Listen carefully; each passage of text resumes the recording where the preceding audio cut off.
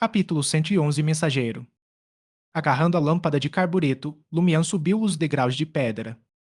Logo, a luz surgiu à frente, acompanhada por uma cacofonia de ruídos. Ao emergir do silêncio subterrâneo, a sensação era de que o mundo inteiro havia ganhado vida.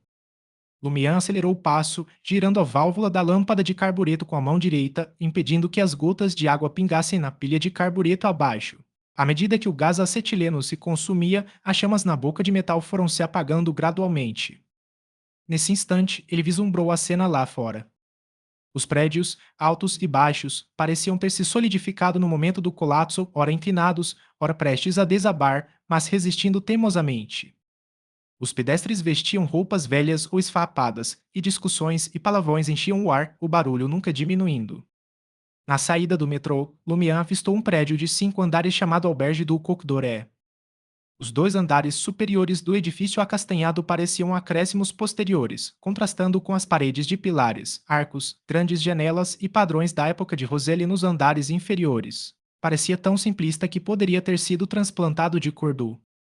Carregando sua mala e sua lâmpada de carbureto, Lumian abriu caminho entre crianças que catavam cascas de laranja e adultos que discutiam até chegar à entrada do albergue do Coq Doré. Ele olhou para o chão do hotel, coberto de catarro amarelo, pedaços de papel, ketchup derramado e manchas de álcool. De vez em quando, uma horda de percevejos se aglomerava no teto e nas paredes. Se tivesse tido as mãos livres, Lumian teria aplaudido a cena. O velho bar do Cordoue era muito mais limpo do que isso. Ele encontrou um caminho limpo e dirigiu-se à recepção em ritmo moderado. Uma mulher rechonchuda de meia-idade estava sentada ali, com o vestido branco acinzentado manchado de óleo e o cabelo castanho preso num coque simples. Ela olhou para Lumian com seus olhos azuis, impassível diante do desdém e da resistência em seu rosto. Esta é a melhor e mais barata hospedaria da Rue Anarchie, na zona do mercado. Mas o dono é um pão duro que não tem coragem de contratar faxineiras. Ele só contrata freelancers para limpar uma vez por semana. Ele também economiza no seu salário? Perguntou Lumian, fingindo ingenuidade. Isso irritou a mulher. Você quer um quarto ou não? Sim. Lumian esclareceu rapidamente sua intenção, parecendo assustado. Gostaria de saber o preço. A mulher se acalmou. Depende do quarto. Os 2 andares superiores custam 3 verdor por semana e os dois inferiores, 5 verdor. Se isso for muito caro, você pode bater nas portas e perguntar quem está disposto a dividir a cama ou alugar um espaço no chão por 1 verdor por semana. Me dê um quarto nos 2 andares de baixo. Lumian raciocinou que seria mais fácil escapar, seja pulando de uma janela ou descendo as escadas. A mulher rechonchuda o avaliou de cima a baixo. Pague 15 verdor adiantado pelo mês inteiro e ele será seu. Por que o desconto? Lumian fingiu a ignorância de um capira recém-chegado à cidade. A mulher zobou.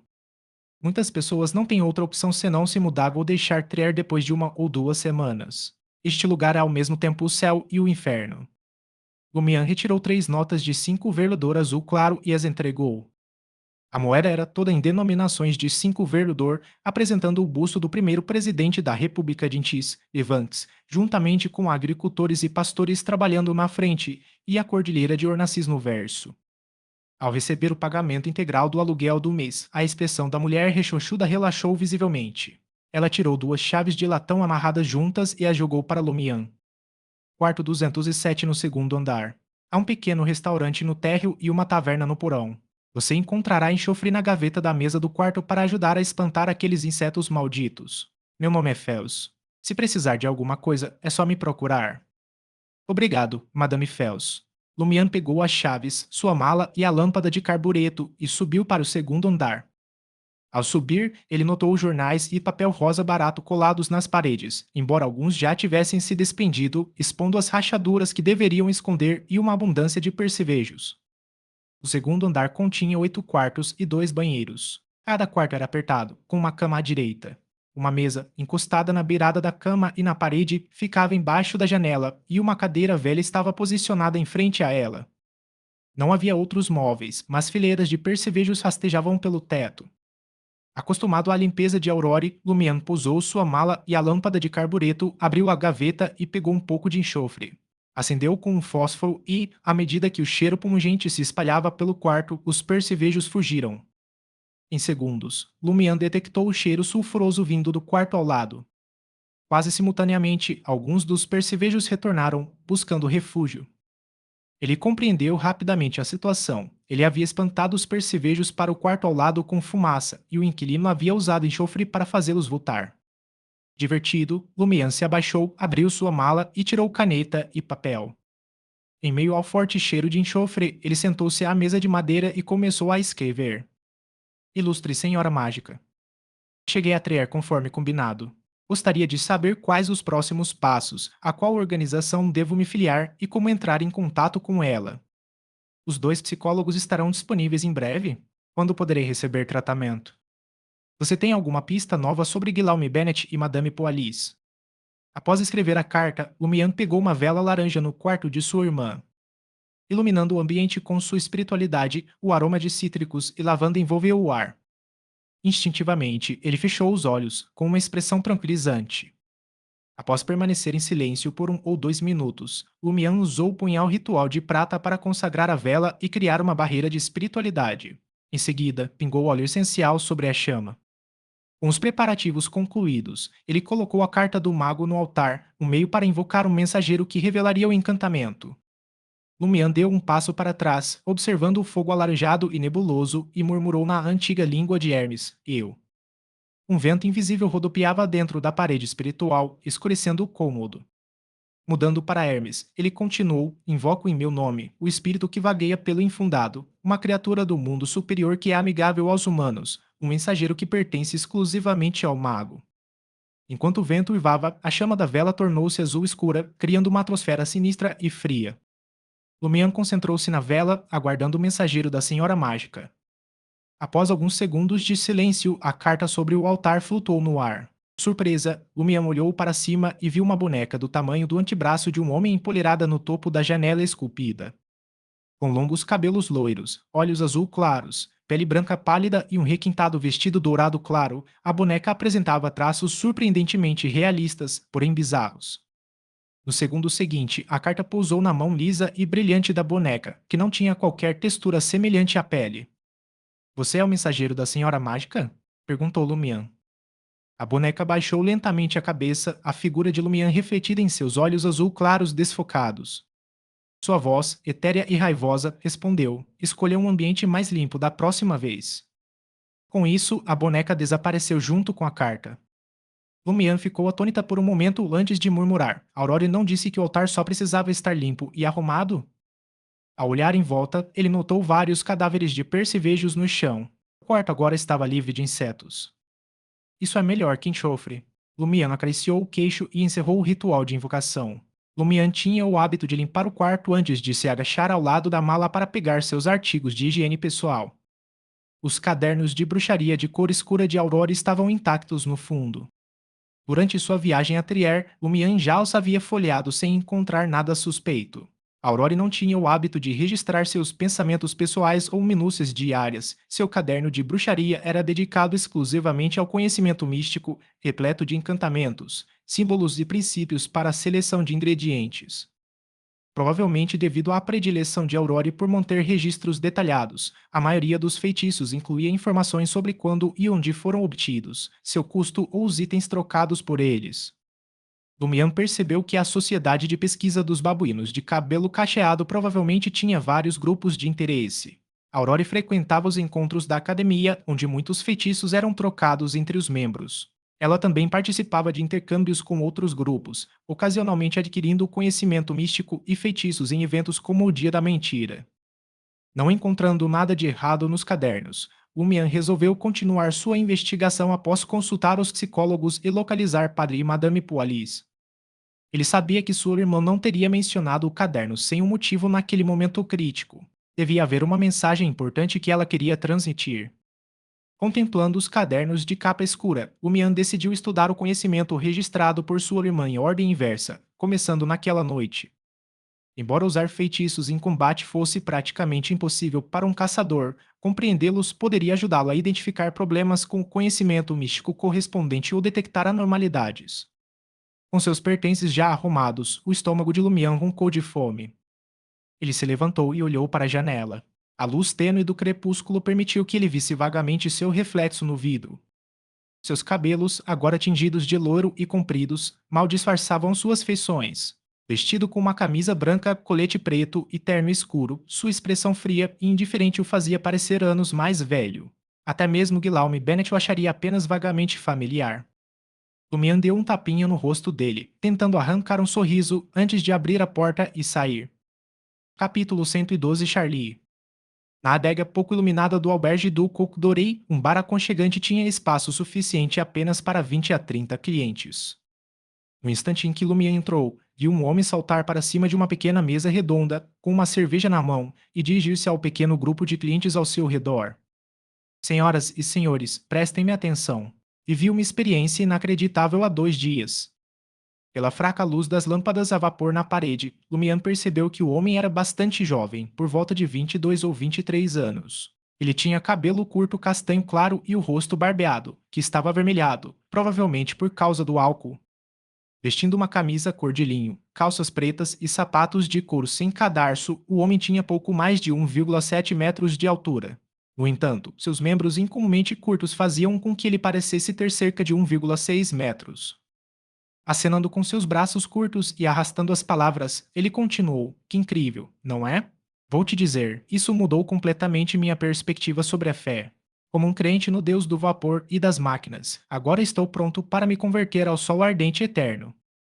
Escutem bem, isso não é surpreendente. Você consegue imaginar o quão faminto eu estava depois de 5 dias? Eu tinha perdido meu emprego e sido demitido por aquele gerente imprestável. Não conseguia encontrar trabalho mesmo depois de gastar todas as minhas economias. Durante 5 dias, passei fome, mal conseguindo sair da cama. Estive à beira da morte. Você sabe como é essa sensação? Ou que Deus te abençoe e nunca deixe você descobrir. Naquele momento, não suportava a ideia de morrer assim. Vim para Trier para fazer fortuna e precisava fazer alguma coisa. Foi então que reparei no retrato de Saint-Vieve na parede. Sim, com muito esforço, consegui me levantar, ajoelhar diante dela e orar pedindo sua ajuda. Eu ainda acreditava no Deus do vapor e das máquinas naquela época, mas o que um homem faminto não faria? Além disso, mal não faria, certo? 5 minutos depois de terminar de rezar, um velho amigo apareceu e viu meu estado deplorável. Ele próprio não tinha muita coisa, mas me lembrou que eu havia alugado uma lamparina de querosene para usar à noite. O depósito era de 35 cupetes, o equivalente a 7 lambidas. Meu Deus, eu tinha me esquecido completamente. Com a ajuda do meu amigo, devolvi a lâmpada e usei o reembolso para comprar pão e meio litro de bebida barata. O pão estava frio e úmido, como se tivesse sido mergulhado em massa de modelar. A bebida estava meio ruim e fraca, mas foi a refeição mais deliciosa que já comi. Senhoras e senhores, eu renasci. Consegui um novo emprego hoje e amanhã. Durante meu intervalo, acenderei uma vela na Catedral de Saint-Vieve mais próxima. Santa Vieve era uma figura angelical mencionada na Bíblia da Igreja do Solo Eterno Ardente. Ela era um dos anjos da guarda da cidade de Trier. Os outros dois eram figuras proeminentes da Igreja do Deus do Vapor e das Máquinas e dos Anais de Intis. Lumião observou os olhos azuis do jovem brilhando de entusiasmo enquanto ele caminhava em direção ao bar. O barman, que estava polindo um copo com um pano, olhou para o orador sentado à mesa redonda e deu uma risadinha. Charlie nunca conseguia ficar quieto. Estava sempre falando. Na casa dos 35 anos, o barman ostentava uma barba fina e castanha escura que circundava a boca, e seus cabelos da mesma cor estavam presos em um rabo de cavalo artisticamente casual. Lumian sentou-se no bar e perguntou com um sorriso: Ele está falando a verdade? Quem sabe? O barman deu de ombros. Você já deve ter ouvido o provérbio: é melhor confiar numa cobra do que num reiniano. O Charlie é de Rennes. As províncias de Rennes e Riston eram ambas originárias do sul. Seus sotaques eram semelhantes, mas eram províncias montanhosas mais parecidas com Lembourg. Lumian refletiu em voz alta. Acho que esse não é o provérbio inteiro. Sinto que há mais coisas envolvidas. Os olhos azuis do barman brilharam de divertimento quando ele respondeu. Você tem razão. Esse provérbio é mais longo do que você imagina. Confie mais em um Loenese do que em um Remian. Confie mais em uma cobra do que em um Remian, mas nunca confie nos islanders. As ilhas se referiam ao arquipélago do Mar da Névoa a oeste de Intis. Esta era uma das colônias ultramarinas da República. Os ilhéus frequentemente desempenhavam papéis de bandidos e vigaristas em Trier. Sem esperar que Lumian perguntasse mais, o barman lançou um olhar zombeteiro para Charlie, que continuava a tagarelar, e sussurrou: se ele realmente passou por isso, certamente não sabe que o retrato de Saint-Vieve não está no quarto dele. Então, de quem é? Perguntou Lumian, divertido. O barman fez um esforço para conter o riso. Charlie mora no quarto 504. O inquilino anterior frequentava a Rue de la Muraille, no quartier de La Princesse Rouge. A imagem no quarto era de uma das prostitutas mais famosas de Trier de alguns anos atrás, Susana Matisse. Pense bem. Charlie acredita que está rezando para um anjo pedindo ajuda, mas na verdade está rezando para uma prostituta. Ele até se sente sortudo por ter escapado da fome e conseguido um novo emprego. Que irônico. De fato, concordou Lumian. Era uma cena que ultrapassava sua mais louca imaginação. A realidade às vezes era mais estranha que a ficção. Ele então acrescentou, contanto que funcione. O barman não insistiu no assunto e perguntou: o que posso lhe servir? Um copo de absinto de erva doce. Lumian bateu com o dedo no balcão do bar, sinalizando que estava pensativo. Que tipo de comida vocês têm aqui? Irá um caldo do var. 3 lambidas por concha, sugeriu o barman. 3 lambidas equivaliam a 15 cupês 0,15 verdor. Lumian pareceu intrigado. O que é caldo do uvar?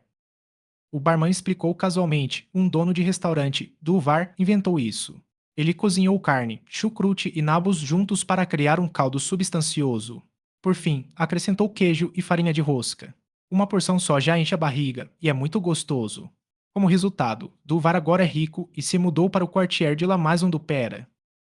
Lumian estava atualmente em Le Marché du Quartier du Gentleman, também conhecido como Bairro do Mercado, situado na margem sul do rio Censo, região que abrigava inúmeras favelas. O Quartier de La Maison du Pera ficava na margem norte do rio Censo, perto da Avenue du Boulevard, uma das áreas centrais da República. As muralhas da cidade de Trier abrangiam um total de 20 bairros. Parece ótimo. Lumian assentiu com um sorriso. Eu quero um. Embora conseguisse recuperar seu estado físico às 6 da manhã e não se preocupasse com a fome, comer era uma das poucas coisas que o faziam se sentir vivo. O barman assentiu com a cabeça e perguntou: pequena múmia ou cambalhota? O quê? Lumian não escondeu sua confusão. Sem se abalar, o barman explicou calmamente: essa é uma gíria comum em bares, cafés e cervejarias de Trier. E que mume significa uma dose pequena de absinto com erva doce. Somersault é uma dose dupla. E tomato leva suco de romã, e com hortelã chama-se parrote. Há muitas outras assim. Meu amigo, você ainda tem muito a aprender em Trier. Pequena múmia, então. Lumian percebeu o sutil desdém do barman por estrangeiros, mas não se importou. 7 lambidas, anunciou o barman enquanto abria um pequeno cálice. Era mais caro do que o absinto no Corduço All Tavern, mas era típico em locais sujeitos a impostos municipais. Em pouco tempo, um copo de absinto verde claro, brilhando hipnoticamente, apareceu diante de Lumian. Ele pegou o copo e deu um gole. O leve e persistente amargor do sabor refrescante se espalhou e penetrou em seu cérebro. Enquanto Lumian esperava que a garçonete trouxesse o caldo de Duvar, ele notou potes de vidro, mangueiras, válvulas, engrenagens e outros itens empilhados ao lado do balcão do bar. O que é isso? Ele lançou um olhar inquisitivo para o barman.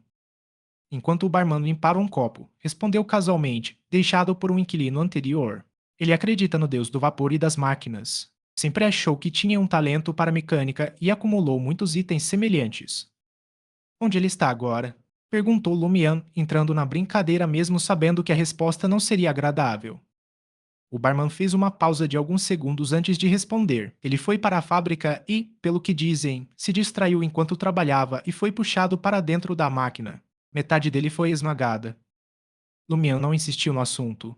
Voltou-se para examinar as peças semi-montadas e mergulhou em profunda reflexão. Poucos segundos depois, ele saiu do banco do bar e se agachou ao lado do balcão, mexendo na pilha de coisas. O barman olhou para ele de relance, mas não interferiu. Só avisou Lumian quando o caldo de Duvar chegou da cozinha. Após se ocupar por um tempo, Lumian voltou ao banco do bar e provou o caldo substancioso com uma colher. O aroma rico da carne, o sabor do queijo, o toque picante do chucrute e a doçura do nabo se combinaram para criar um sabor inesquecível. A farofa de pão embebida no molho foi a cereja do bolo do prato. Lumião não esperava que uma sopa que custasse 3 lambidas incluísse vários pedaços de carne. Ela realmente poderia encher o estômago de um adulto. Assim que o prato ficou vazio, Lumian pegou um lenço e limpou a boca. Ele se agachou novamente ao lado das peças semi-montadas e retomou seu trabalho.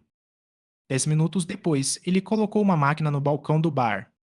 Acima da máquina havia um frasco de vidro e, abaixo dele, componentes complexos conectados a duas mangueiras de borracha.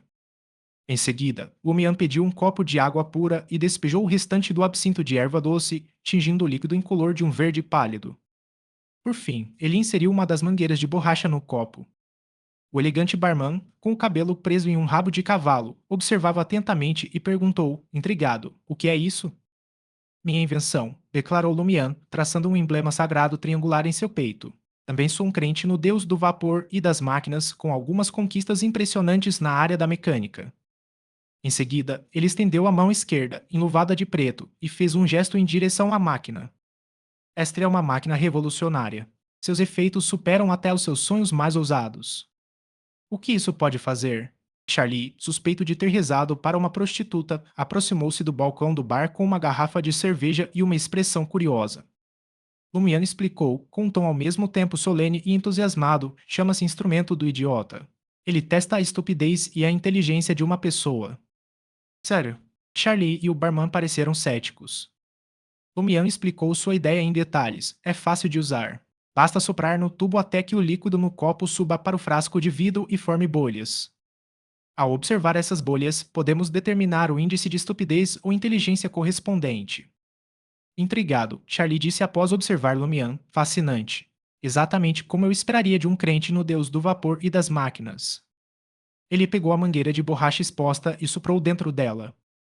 O líquido verde claro no copo fluiu através das engrenagens, válvulas e outros componentes interligados, subindo para o frasco de vidro acima e formando uma pequena bolha. "O que está escrito?" perguntou Charlie, ansioso pelo resultado. Os lábios de Lumian se curvaram num sorriso malicioso. "Meu amigo, os princípios desta máquina são bastante simples. Quando você acreditar em mim o suficiente para realmente produzir uma bolha com ela, aí sim você provará que é um idiota completo." A expressão de Charlie congelou, seus olhos ardendo de raiva. O barman ao lado dele riu. "Excelente pegadinha!" exclamou ele, genuinamente impressionado. Lumian sorriu para Charlie, aguardando a explosão. Após alguns segundos de tensão, Charlie engoliu a raiva e se virou para os clientes que estavam ouvindo sua história. "Senhoras e senhores, vejam o que eu descobri: uma máquina revolucionária. Ela pode testar seu índice de inteligência." Capítulo 103. Inquilinos. "Você é uma pessoa tão interessante." Um Charlie bêbado passou o braço em volta do ombro de Lumian enquanto eles saíam cambaleando do bar barulhento. Lá dentro, quase 20 pessoas cantavam, jogavam e gritavam, liberando emoções reprimidas. Em momentos como esses, eles não pareciam pobres com salários miseráveis, mas sim reis e rainhas. "Pensei que você fosse tocar Billy B com eles." Lumian passou o braço pelas costas de Charlie e sorriu enquanto se dirigiam para as escadas que levavam ao andar de cima. Billy B era um jogo de azar popular em Trier, algo que Lumian descobrira recentemente. Ao contrário do jogo favorito de Trieriense Fitin de Ville, Billy B exigia apenas um pedaço de papel. Dependendo do número de jogadores, o carteador sorteava uma grade de quadrados, variando de 9 a 64. Cada quadrado recebia um número, permitindo que os participantes fizessem suas apostas. O croupier então determinava um número da sorte por meio de sorteio, lançamento de moedas ou lançamento de dados. O vencedor levava todo o prêmio. Se ninguém ganhasse, o dinheiro ia para o croupier. Os frequentadores do bar subterrâneo do Auberge du Coq Doré eram moradores locais ou pessoas pobres das redondezas. Como tinham pouco dinheiro, apostavam principalmente em bebidas alcoólicas em vez de dinheiro. Por exemplo, numa partida de Billy B, o vencedor podia ganhar apenas um copo de bebida comprado com o dinheiro que todos juntavam. Charlie soltou um longo arroto. "Ainda não recebi meu salário desta semana. Não posso me dar ao luxo de ser muito indulgente." Ele se virou para Lumian, com entusiasmo na voz: "Você sabia? Agora sou aprendiz de atendente no Hotel do Cygne Blanc, aquele na Rue Neuve, no Quartier de Sterlis." "O que isso significa?" "Significa que poderei usar uma camisa branca, um colete vermelho e um terno preto. Terei que fazer um laço elegante e ganhar 65 verdor por mês. Quando me tornar um atendente efetivo, ouvi dizer que, na alta temporada, poderei ganhar 7 verdor por dia só em gorjetas. Quando eu ficar rico, vou abrir meu próprio motel. Não, um hotel. Quando chegar a hora, vou te contratar como encarregado." Aquele idiota fica andando por aí de fraque reclamando de tudo e ganha 150 verdor por mês. Os aprendizes de atendente ganham um pouco mais do que os operários. O Mian exalava um forte cheiro de álcool, mas seus olhos permaneciam claros. Ele assentiu com a cabeça quase imperceptivelmente. Ele lembrou-se de ter lido um jornal em seu escritório no início do ano, que se gabava de que os trabalhadores de Trier ganhavam cerca de 700 verdor anualmente. Naquela época, Lumian não tinha uma noção clara daquele valor. Ele não sabia se era muito ou pouco. Como um vagabundo, ele só se preocupava com a quantidade de comida que conseguiria por dia e se pessoas bondosas lhe ofereceriam algumas lambidas. A renda dos aldeões de Corbu vinha principalmente de mercadorias, então ele entendia os preços específicos e o valor de várias notas, mas lhe faltava uma compreensão mais ampla. Claro, isso também se devia ao fato de Aurore ter uma renda muito alta, então ele raramente se preocupava com as finanças da família. Pelo que Lumian sabia, a fama de Aurore lhe proporcionava uma renda significativa através da venda de livros e contratos. Os direitos autorais do ano passado chegaram perto de 130 mil verdor. No entanto, Aurore gastava tudo o que ganhava. Feitiços, materiais e conhecimento arcano representavam a maior parte de suas despesas. Ela também pode estar apoiando membros com dificuldades da Sociedade de Pesquisa dos Babuínos de Pelo Cacheado ou fazendo doações para instituições de caridade governamentais ou religiosas. O que intrigou Lumian, no entanto, foi a ausência de um comprovante de depósito em casa quando saiu de Cordoue. Ele sabia muito bem que Aurore era uma pessoa econômica. Gastar tanto só era possível porque ela tinha guardado bastante dinheiro no banco Sushit e em outras instituições. Por um instante, Lumian suspeitou que a tripulação de Guillaume Bennett o tivesse arrebatado enquanto ele e sua irmã eram usados como sacrifícios ou receptáculos. Enquanto Lumian e Charlie subiam para o segundo andar, com os braços entrelaçados, um grito de lamento cortou o ar. Seu desgraçado! Van! Uma porta bateu com força, abafando o lamento e deixando apenas ecos no corredor. Uma figura vestindo um elegante fraque preto aproximou-se da escada vinda do outro lado do corredor. Ele era um jovem, mais ou menos da idade de Charlie. Seus cabelos castanho-amarelados estavam penteados com uma risca entre 30 e 70 graus, e seus olhos castanho escuros eram inexpressivos. Seus lábios finos estavam cerrados com força. Muito elegante, ele segurava uma cartola preta na mão, parecendo mais apropriado para um evento da alta sociedade do que para o albergue do Côte d'Oré. Após os gritos do homem, ouviu-se a voz de uma mulher, carregada de dor e desespero. Enquanto Charlie observava o homem desaparecer escada abaixo, seu rosto corado se contorceu. Que canalha! Você o conhece. Lumian ainda estava bastante preocupado com seus vizinhos. Afinal, ele poderia ficar ali por um tempo. Quanto mais soubesse sobre seus arredores, mais seguro se sentiria. Charlie zombou, e se é Laurent, filho da Zá. Lacazan, da sala 201. A senhora Lacazan trabalha arduamente, remendando meias e fazendo todo tipo de artesanato por 16 horas por dia só para sustentar aquele canalha. Ele sempre se veste bem e gasta o dinheiro dela em cafés chiques, alegando que está se misturando com a alta sociedade para encontrar oportunidades de enriquecer. E ele se acha tão talentoso. Antes que Charlie pudesse terminar, outra discussão acalorada irrompeu entre um homem e uma mulher que estavam por perto. Eles trocaram insultos. No terceiro andar mora um casal que fugiu para se casar. Eles ficam assim todos os dias quando estão quase falidos. Charlie estalou a língua e sorriu. Meu amigo, você vai ter que se acostumar. Este é o bairro do mercado, a rua Anarquia, o albergue do Côte d'Oré. Temos doentes graves, falidos, vendedores ambulantes vigaristas, estrangeiros que nunca saem da hospedaria e só bebem lá embaixo, prostitutas falidas, lunáticos que acordam em frenesi, pedreiros desempregados, veteranos, velhos avarentos e criminosos procurados. Todos eles deveriam agradecer ao SR. Ive por ser tão tolerante. Contanto que não atrasem o pagamento do aluguel, ele é bastante compreensivo. Senhor Ive o estalajadeiro, o avarento que Madame Fels mencionou, perguntou Lumian. Charlie sorriu e respondeu: é ele mesmo, um sujeito bondoso, mas avarento. Ele até fornece enxofre de graça para todo mundo. Arroto, faz alguns dias que não vejo o Monsieur Ive. Sou realmente preocupado que ele tente salvar algumas moedas visitando alguma mulher aleatória na rue Anarchie e acabe pegando alguma doença desagradável em vez de frequentar a rue de la Muraille ou quartier de la Princesse Rouge.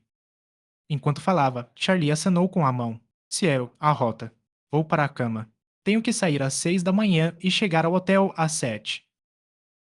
Se você não conseguir encontrar um emprego, me avise. Eu te apresento a um faz-tudo do nosso hotel. Você pode ganhar 50 verledor por mês. Se ficar por aqui tempo suficiente, pode chegar a 75. Além disso, a comida é de graça.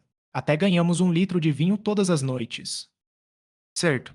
Lumian sorriu enquanto observava Charlie subir as escadas. Ao mesmo tempo, murmurou para si mesmo, uma simples provocação não está ajudando muito na digestão da poção. Ele havia montado um instrumento idiota no bar para irritar a todos. O resultado foi um sucesso, mas não contribuiu para a digestão da poção. Durante sua jornada de Dariege a Trier, Lumian frequentemente provocava os outros. Às vezes, ele sentia o efeito da poção, mas na maioria das vezes não obtinha nenhum ganho. Se ele não conseguisse encontrar uma maneira melhor de agir, suspeitava que levaria pelo menos 1 ano para digerir completamente a poção provocadora. Ao retornar para o quarto 207, Lumian ouviu uma crise de tosse vinda do andar de cima. Ouviu uma mulher repreendendo o amante e chamando-o de preguiçoso e lixo. Tiros foram disparados, seguidos pelo som de um grupo perseguindo alguém do lado de fora. Essa era a vida no albergue do Coq d'Oré e na Rue Anarchie.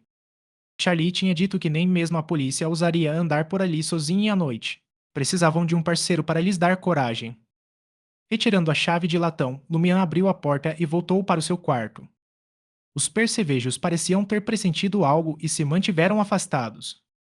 Lumian cheirou o enxofre e ergueu os olhos. Uma carta repousava silenciosamente sobre a mesa de madeira ao lado da janela. Ele deu alguns passos à frente e pegou o pedaço de papel dobrado.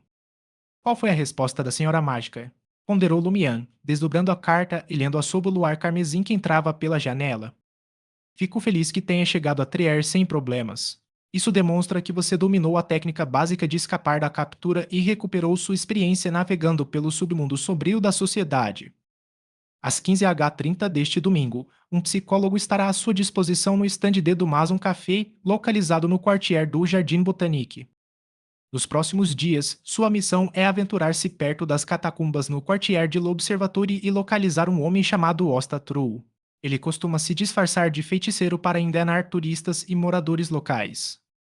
Por todos os meios necessários, conquiste a confiança de Osta True e revele seus poderes quando chegar a hora certa. O quartier do Jardim Botanique e o quartier de l'Observatoire ficavam a oeste do Le Marché do quartier do Gentleman, adjacentes um ao outro. O primeiro situava-se mais ao sul, enquanto o segundo ficava mais ao norte, junto ao rio Senso.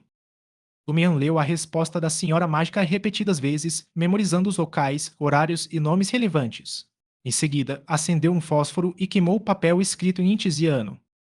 Feito tudo isso, dirigiu-se ao banheiro mais próximo para se refrescar. Em seguida, pegou Fallen Mercury, envolto em um pano preto, tirou o casaco e deitou-se na cama. O teto infestado de percevejos refletia seu olhar, e os sons fracos de tosse, choro e discussão preenchiam o quarto. Pouco tempo depois, o casal que havia fugido anunciou sua reconciliação por meio de um exercício apaixonado e vigoroso acompanhado de gemidos desinibidos. Lá fora, na rua, algumas vozes grosseiras entoavam canções vulgares, pontuadas por tiros, seguidos de palavrões, o choque de varas e o som de armas afiadas perfurando a carne. Em comparação com Cordu, as noites aqui estavam longe de ser tranquilas. Capítulo 114 Experiência de Vida. Ao raiar do início de maio, o céu permanecia envolto em escuridão. A lua carmesim poente e as estrelas dispersas lançavam um brilho tênue, dissipando a escuridão o suficiente para revelar silhuetas próximas. Lumian acordou cedo e se refrescou. Vestiu suas roupas formais do dia anterior e uma cartola de abas largas. Tentou sorrir para seu reflexo na janela de vidro que lhe servia de espelho. Ao descer as escadas, passos apressados ecoaram vindos de cima. Logo, Charlie apareceu à vista. Ele ainda vestia uma camisa de linho, calças pretas e sapatos de couro sem alças. Sua tez corada havia ficado um pouco mais pálida, e seus pequenos olhos azuis revelavam um cansaço inconfundível. Bom dia, Ciel, cumprimentou Charlie Lumian com entusiasmo. Ele parecia bastante animado. Você não deveria ter ido embora há muito tempo? Perguntou Lumian, sorrindo. Ele tinha acabado de acordar para se refrescar quando ouviu o relógio da catedral badalar 6 horas. Charlie já deveria ter partido. Charlie baixou a cabeça, ajeitando as roupas enquanto murmurava. Bebi demais ontem à noite e tive um sonho maravilhoso. Não queria acordar. Enquanto conversavam, os dois chegaram ao térreo. Atravessaram um corredor escuro e mal iluminado em direção à porta que refletia a luz das estrelas. Um casal de idosos, grisalhos e ligeiramente curvados abriu a porta. Na casa dos 60, ambos eram baixos, o homem com pouco mais de 1,65 metro de altura e a mulher ainda mais baixa. Seus casacos escuros e vestidos de tecido amarelado estavam esfarrapados e manchados de óleo. Quem são eles? Lumiane esperava que Madame Fels ou o avarento dono do motel, Monsieur Yves, fossem os responsáveis por abrir a porta pela manhã. Charlie não diminuiu o passo, explicando casualmente: o SR. O IASA. Michel são os vigaristas de que falei ontem. Eles enganam os turistas para que comprem coisas.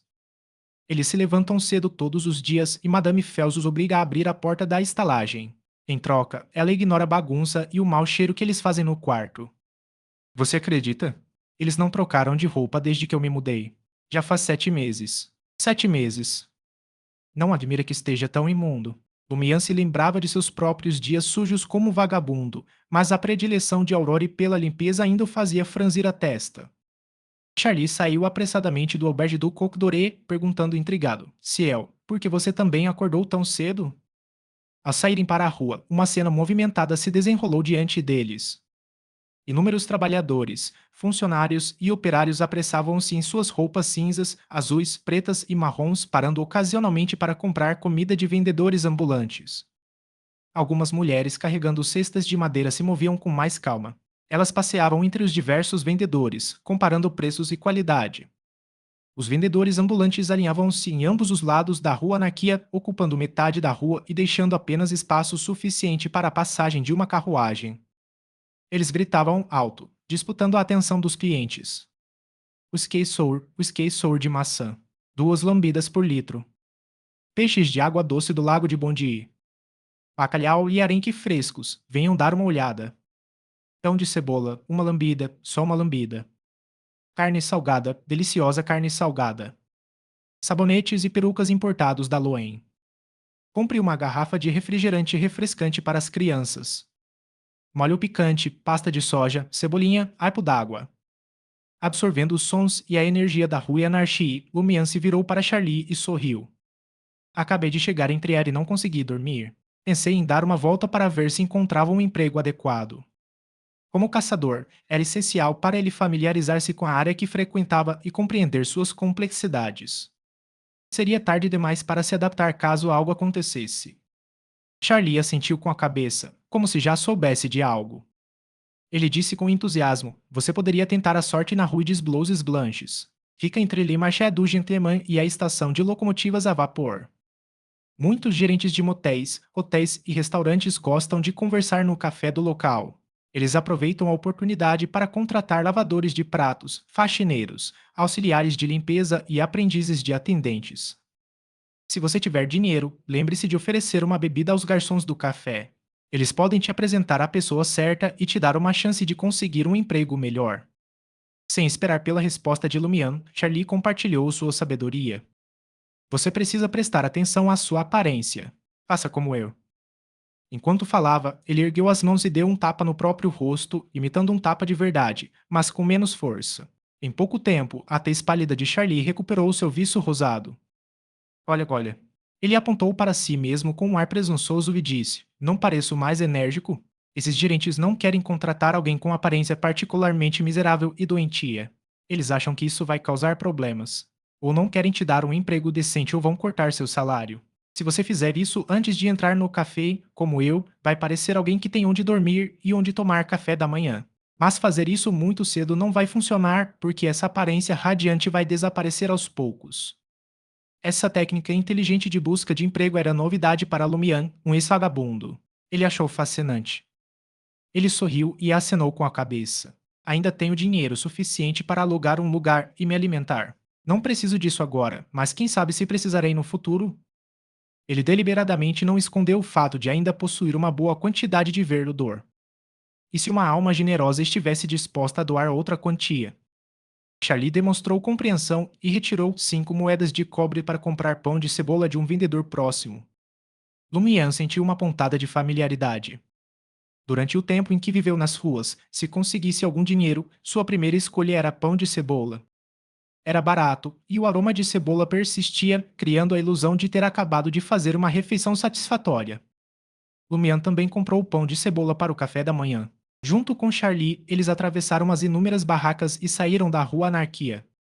Adoro as manhãs aqui. Charlie olhou para trás e suspirou com seu entusiasmo característico. Aqueles gangsters que merecem apodrecer no inferno não conseguem acordar tão cedo. Eles não conseguem destruir essa vitalidade contagiante. Em seguida, ele acenou para Lumian. Preciso pegar o metrô. Senão, vou me atrasar hoje. Aquele maldito chefe com certeza vai descontar do meu salário. Após se despedir de Charlie, Lumian vagou pela rua Anarchy, explorando a área como um turista curioso. O mercado do bairro do Cavalheiro situava-se na margem sul do rio Senzo, no canto sudeste de Trier, oficialmente conhecido como Bairro 13. Trier ostentava vários bairros nomeados por números, cada um com seus próprios nomes históricos e característicos. Até mesmo os funcionários às vezes usavam esses nomes coloquiais.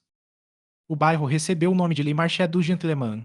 A proximidade com o rio Senzo possibilitou a construção de uma estação ferroviária a vapor suíte, que atendia viajantes do sul da Índia. Rodeada pelo mercado e pela estação de locomotivas a vapor, muitas de suas ruas eram notoriamente perigosas e fervilhavam de habitantes pobres. Era uma das favelas de Trier. Ao norte da zona comercial, na margem sul do rio Senzo, ficava o Quartier 5, o Quartier de la Cathédrale Commémorative ou Quartier Universitaire, a Escola Normal de Trier, a Escola Superior de Mineração de Trier e a Academia de Belas Artes em Tis estavam todas localizadas ali. A nordeste da cidade, na margem norte do rio Senzo, ficava o Quartier 12, conhecido como Noel Quartier. Nele se encontravam o Lar dos Veteranos, o Hospital dos Soldados Feridos e diversas grandes instalações médicas. A noroeste da zona comercial ficava o Quartier 6 Quartier de l'Observatoire, que Lumian planejava visitar mais tarde. Ali se encontrava a entrada principal das catacumbas. A sudoeste da zona comercial ficava o Quartier 14, conhecido como Quartier do Jardim Botanique.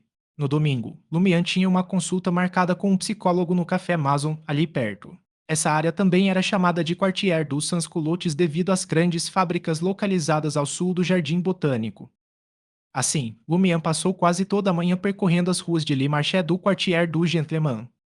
Com a aproximação do meio-dia, Lumian retornou às proximidades da estação de trem de Suite, com a intenção de encontrar um lugar para almoçar antes de seguir para as catacumbas em busca do falso feiticeiro Ostatrou.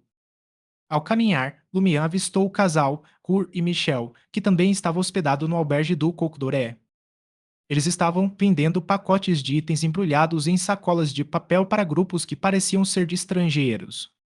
Conforme Lumian se aproximava, o Rur de cabelos grisalhos, aparência desgrenhada e enrugada inclinou-se em sua direção e baixou a voz. Você quer fotos de uma maîtresse d'atelier de rua? O que é uma maîtresse d'atelier de rua? Lumian não escondeu sua confusão nem sua repulsa pelo fedor de roer. Rur acenou com um fino saco de papel na mão e sussurrou. Em Trier, as belas moças que posam para pintores são chamadas de maîtresse d'atelier. Com o advento das câmeras e dos fotógrafos, eles também começaram a fotografar pessoas. Como você pode imaginar, algumas dessas fotos foram vendidas a pintores como material de referência, enquanto outras. Ur esboçou um sorriso malicioso e sacudiu novamente o saco de papel que tinha na mão. 4 lambidas por pacote, com 2 fotos dentro. Outros vendem por mais de 10 lambidas. Lumiano riu. Senhor Hur, Senhora Michel, esta é a lembrança que vocês vendem aos turistas? Ao ouvirem Lumian chamá-los pelo nome, as expressões de Hur e Michel mudaram drasticamente. Eles se viraram, tentando escapar, mas Lumian foi mais rápido e agarrou o ombro de Hur. Michel, que havia se esgueirado pela multidão, percebeu que o marido não conseguia acompanhar o ritmo e voltou, com o rosto marcado pela amargura. Eu também moro no albergue do Coq d'Oré. Meu nome é Ciel, apresentou-se Lumian. Ao finalmente perceberem como Lumian os conhecia, o casal suspirou aliviado e olhou para ele suplicante. O que houve, Monsieur Ciel? Que tipo de fotos vocês estão vendendo? Perguntou Lumian, curiosa. Ur respondeu timidamente. Fotos panorâmicas do rio Senzo, bem como imagens dos castelos e palácios de Trier. Ninguém está lhe causando problemas? Perguntou Lumian, sorrindo. Ur engoliu em seco e disse: as pessoas que compram não se atrevem a abri-las na hora nem a nos confrontar depois. Elas se sentem culpadas. Além disso, nenhum policial vai te incomodar se você vender fotos de paisagens. Lumian assentiu. Alguém realmente vende maîtresse d'atelier de rua? Sim, confirmou Hur. No mês passado, a polícia prendeu um grupo de fotógrafos e marchandes de arte. Disseram que confiscaram mais de 10.000 fotos. Se ao menos pudessem nos devolvê-las. Quem sabe por quanto poderíamos vendê-las. Madame Michel, também com o rosto enrugado e a figura curvada, murmurou: havia uma modelo hospedada em nossa hospedaria antes, mas ela não aparece por aqui ultimamente. Talvez tenha se tornado amante de algum pintor, ou talvez tenha sido capturada para ser uma costureira de rua. O Auberge du Coq d'Oreilles recebe uma variedade bastante grande de hóspedes. Somian perguntou com interesse: quanto se pode ganhar por semana enganando estrangeiros para que comprem fotos? Nós os vendemos muito baratos. Cerca de 10 verdor, respondeu Hur, com um olhar ligeiramente evasivo. Pelo que parece, são mais de 10 verdor, mas não muito mais. Vou considerar 12 verdor, o que dá 1.200 cupete ou 240 lix. 60 tolos caem nessa toda semana? Lumière observou a praça e expressou seu desprezo pela inteligência mediana das pessoas ali presentes. Quanto a Hur e Michel, eles correram um risco considerável ao enganar os outros. No entanto, ganhavam apenas cerca de 50 verdor por mês, muito menos do que os aprendizes ou mesmo os operários. Observando suas costas ligeiramente curvadas, corpos esguios e rostos enrugados, Lumiano entendeu que não era que eles não quisessem fazer um trabalho mais legítimo por um salário melhor, mas sim que não conseguiam lidar com esses empregos. Com um gesto de mão, ele deixou a estação de locomotivas a vapor de Switch e seguiu para noroeste em direção ao quartier de l'Observatoire. Capítulo 115 Legenda. A entrada principal das catacumbas ficava escondida na Place du Purgatoire, perto do Observatório de Intis. A estrutura que envolvia a entrada era sustentada por grandes pilares, coroados por uma cúpula adornada com intrincadas esculturas em pedra, que lembravam um salão memorial em miniatura ou a base de um imenso mausoléu. Ao se aproximar, Lumière notou uma multidão de 20 a 30 pessoas já reunida perto da escadaria que levava ao térreo. Suas vestimentas eram variadas, mas a maioria estava vestida formalmente, tanto homens quanto mulheres. Um homem na casa dos 30, vestindo um colete azul, calças amarelas e uma barba espessa, estava diante da multidão. Seus cachos castanhos emolduravam olhos amendoados, e ele segurava uma lâmpada de carbureto preta apagada. Dirigindo-se ao grupo reunido, ele anunciou em voz alta: sou Kindal, um dos administradores das catacumbas. Hoje irei guiá-los pelo ossuário. Todos têm uma vela branca? Se não, por favor, me avisem imediatamente. Turistas. O olhar de Lumian percorreu a escadaria de pedra atrás de Kindal. Mergulhou numa escuridão impenetrável, seu fim oculto da vista. Ao lado de Kindal havia uma enorme porta de madeira, metade dela adornada com o emblema sagrado do sol em dourado, enquanto a outra metade era decorada com um intrincado triângulo repleto de símbolos de vapor, alavancas, engrenagens e muito mais. Após receber a confirmação, Kendall acendeu sua lâmpada de carbureto e conduziu o grupo às profundezas abaixo. Os turistas o seguiam, alguns carregando lanternas. Lumian seguiu-o, mantendo uma distância de 4 a 5 metros. Segurando a lâmpada de carbureto que havia obtido de ramais, desceu a escadaria em ritmo constante. Graças à sua audição aprimorada pelo Beyonder, Lumian ouviu facilmente o discurso informativo de Kendall na frente. Após 138 degraus, vocês se encontrarão 26 metros abaixo das ruas de Trier, cercados pelos vestígios de quase 50 gerações de habitantes de Trier. Essa é uma estimativa conservadora. Na verdade, a história de alguns desses ossários remonta à época anterior. Há 47 anos, não havia mais espaço para os mortos no cemitério dos inocentes ou no cemitério dos sacerdotes. Ossos brancos jaziam espalhados e o mau cheiro levava os moradores das proximidades a protestar diariamente, exigindo a mudança do cemitério. No fim, a prefeitura optou por construir um cemitério subterrâneo. Reaproveitaram túmulos da quarta época e pedreiras subterrâneas adjacentes, criando um vasto túmulo. Hoje, você visitará apenas uma pequena fração dele.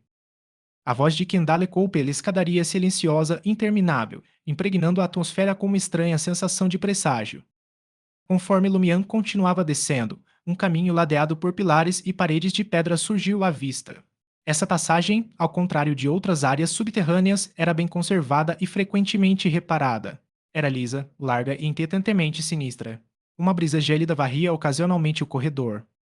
Lâmpadas a gás foram estrategicamente colocadas ao longo do caminho, projetando uma luz fraca e amarelada que permitia que as sombras se misturassem à iluminação, estendendo-se pela escuridão. Kendall, vestindo seu colete azul, alertou os visitantes mais uma vez: fiquem por perto e não se afastem. Existem inúmeras áreas subterrâneas sobre as quais sabemos pouco. Se você se perder, será quase impossível encontrá-lo. Não se desviem do caminho uma vez dentro da tumba. Existem passagens que levam a câmaras mais profundas e sinistras. Os espíritos malévolos da quarta época espreitam naquela escuridão. Louvem o sol e a luz. Seguindo os caminhos indicados pelos padres, podemos evitar todos os perigos. Alguns visitantes estenderam os braços em louvor ao sol, enquanto outros traçaram um triângulo sobre o peito. Após seguir Kendall e os outros por quase 200 metros, Lumian avistou a tumba subterrânea. Diante dele jazia uma caverna natural formada por rochas, modificada ao longo do tempo. Suas paredes eram adornadas com intrincados relevos de crânios, braços esqueléticos, girassóis e símbolos relacionados ao vapor. Acima da entrada, duas inscrições intisianas ordenavam: pare. O Império da Morte está à nossa frente. Kendall, o administrador das catacumbas, voltou-se para os visitantes mais uma vez: apaguem suas lanternas e acendam as velas brancas. Todos devem fazer isso. Se preferir não entrar na catacumba, fique à vontade para explorar esta área, mas não se afaste muito. É muito fácil se perder e isso seria um problema. Caso se separem do grupo dentro da catacumba, não entrem em pânico. Procurem uma placa indicativa. Se não houver nenhuma, olhem para cima e sigam a linha preta desenhada no teto da tumba. Ela os guiará de volta à entrada principal logo, as lanternas se apagaram, substituídas pelo brilho trêmulo da luz alaranjada das velas. Os visitantes ergueram suas velas brancas e seguiram Kendall até as catacumbas. Lumian observava à distância, vendo as chamas amareladas se fundirem em um riacho que serpenteava na escuridão. Ele se absteve de entrar. Empunhando sua lâmpada de carbureto, circulou a entrada da tumba, determinado a localizar o falso feiticeiro Ostatru. Poucos minutos depois, Lumian descobriu uma pequena fogueira. Ao lado de um pilar, musgo úmido se agarrava à parede de pedra acima. Um homem estava sentado em uma rocha atrás da fogueira, vestido com um manto preto com capuz. Seu nariz adunco e olhos castanhos escuros eram emoldurados por uma barba loura que lhe cobria o queixo. Ele olhava fixamente para as chamas dançantes. Lumian aproximou-se e perguntou: Você é Ostatru? O homem encapuzado ergueu o olhar para encontrar o de Lumian e respondeu com uma voz deliberadamente contida e marinética: Alma perdida, por que me procurou? Chamas e sombras dançavam no rosto de Ostatru, obscurecendo sua idade. Ele aparentava ter entre 30 e 40 anos. Lumian falou com seriedade: Ouvi rumores sobre você.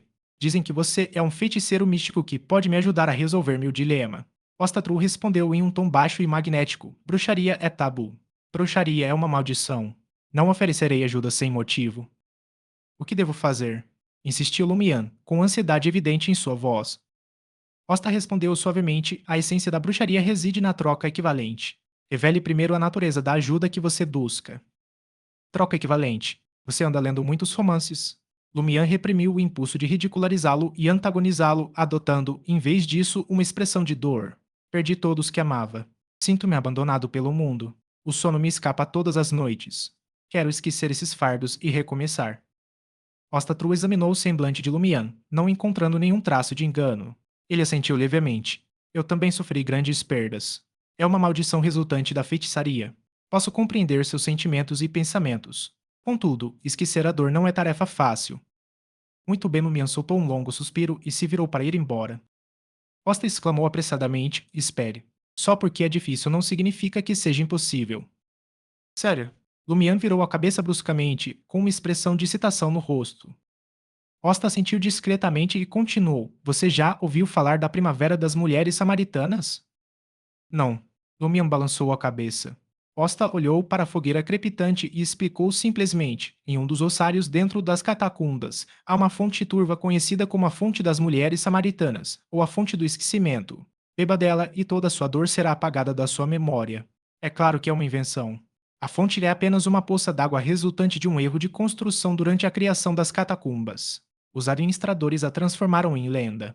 Enquanto os olhos de Lumian brilhavam de esperança, Ostatru continuou: No entanto, como um bruxo, posso revelar que nas profundezas deste reino subterrâneo encontra-se uma verdadeira fonte das mulheres samaritanas, escondida em um túmulo que se acredita ser uma relíquia da quarta época.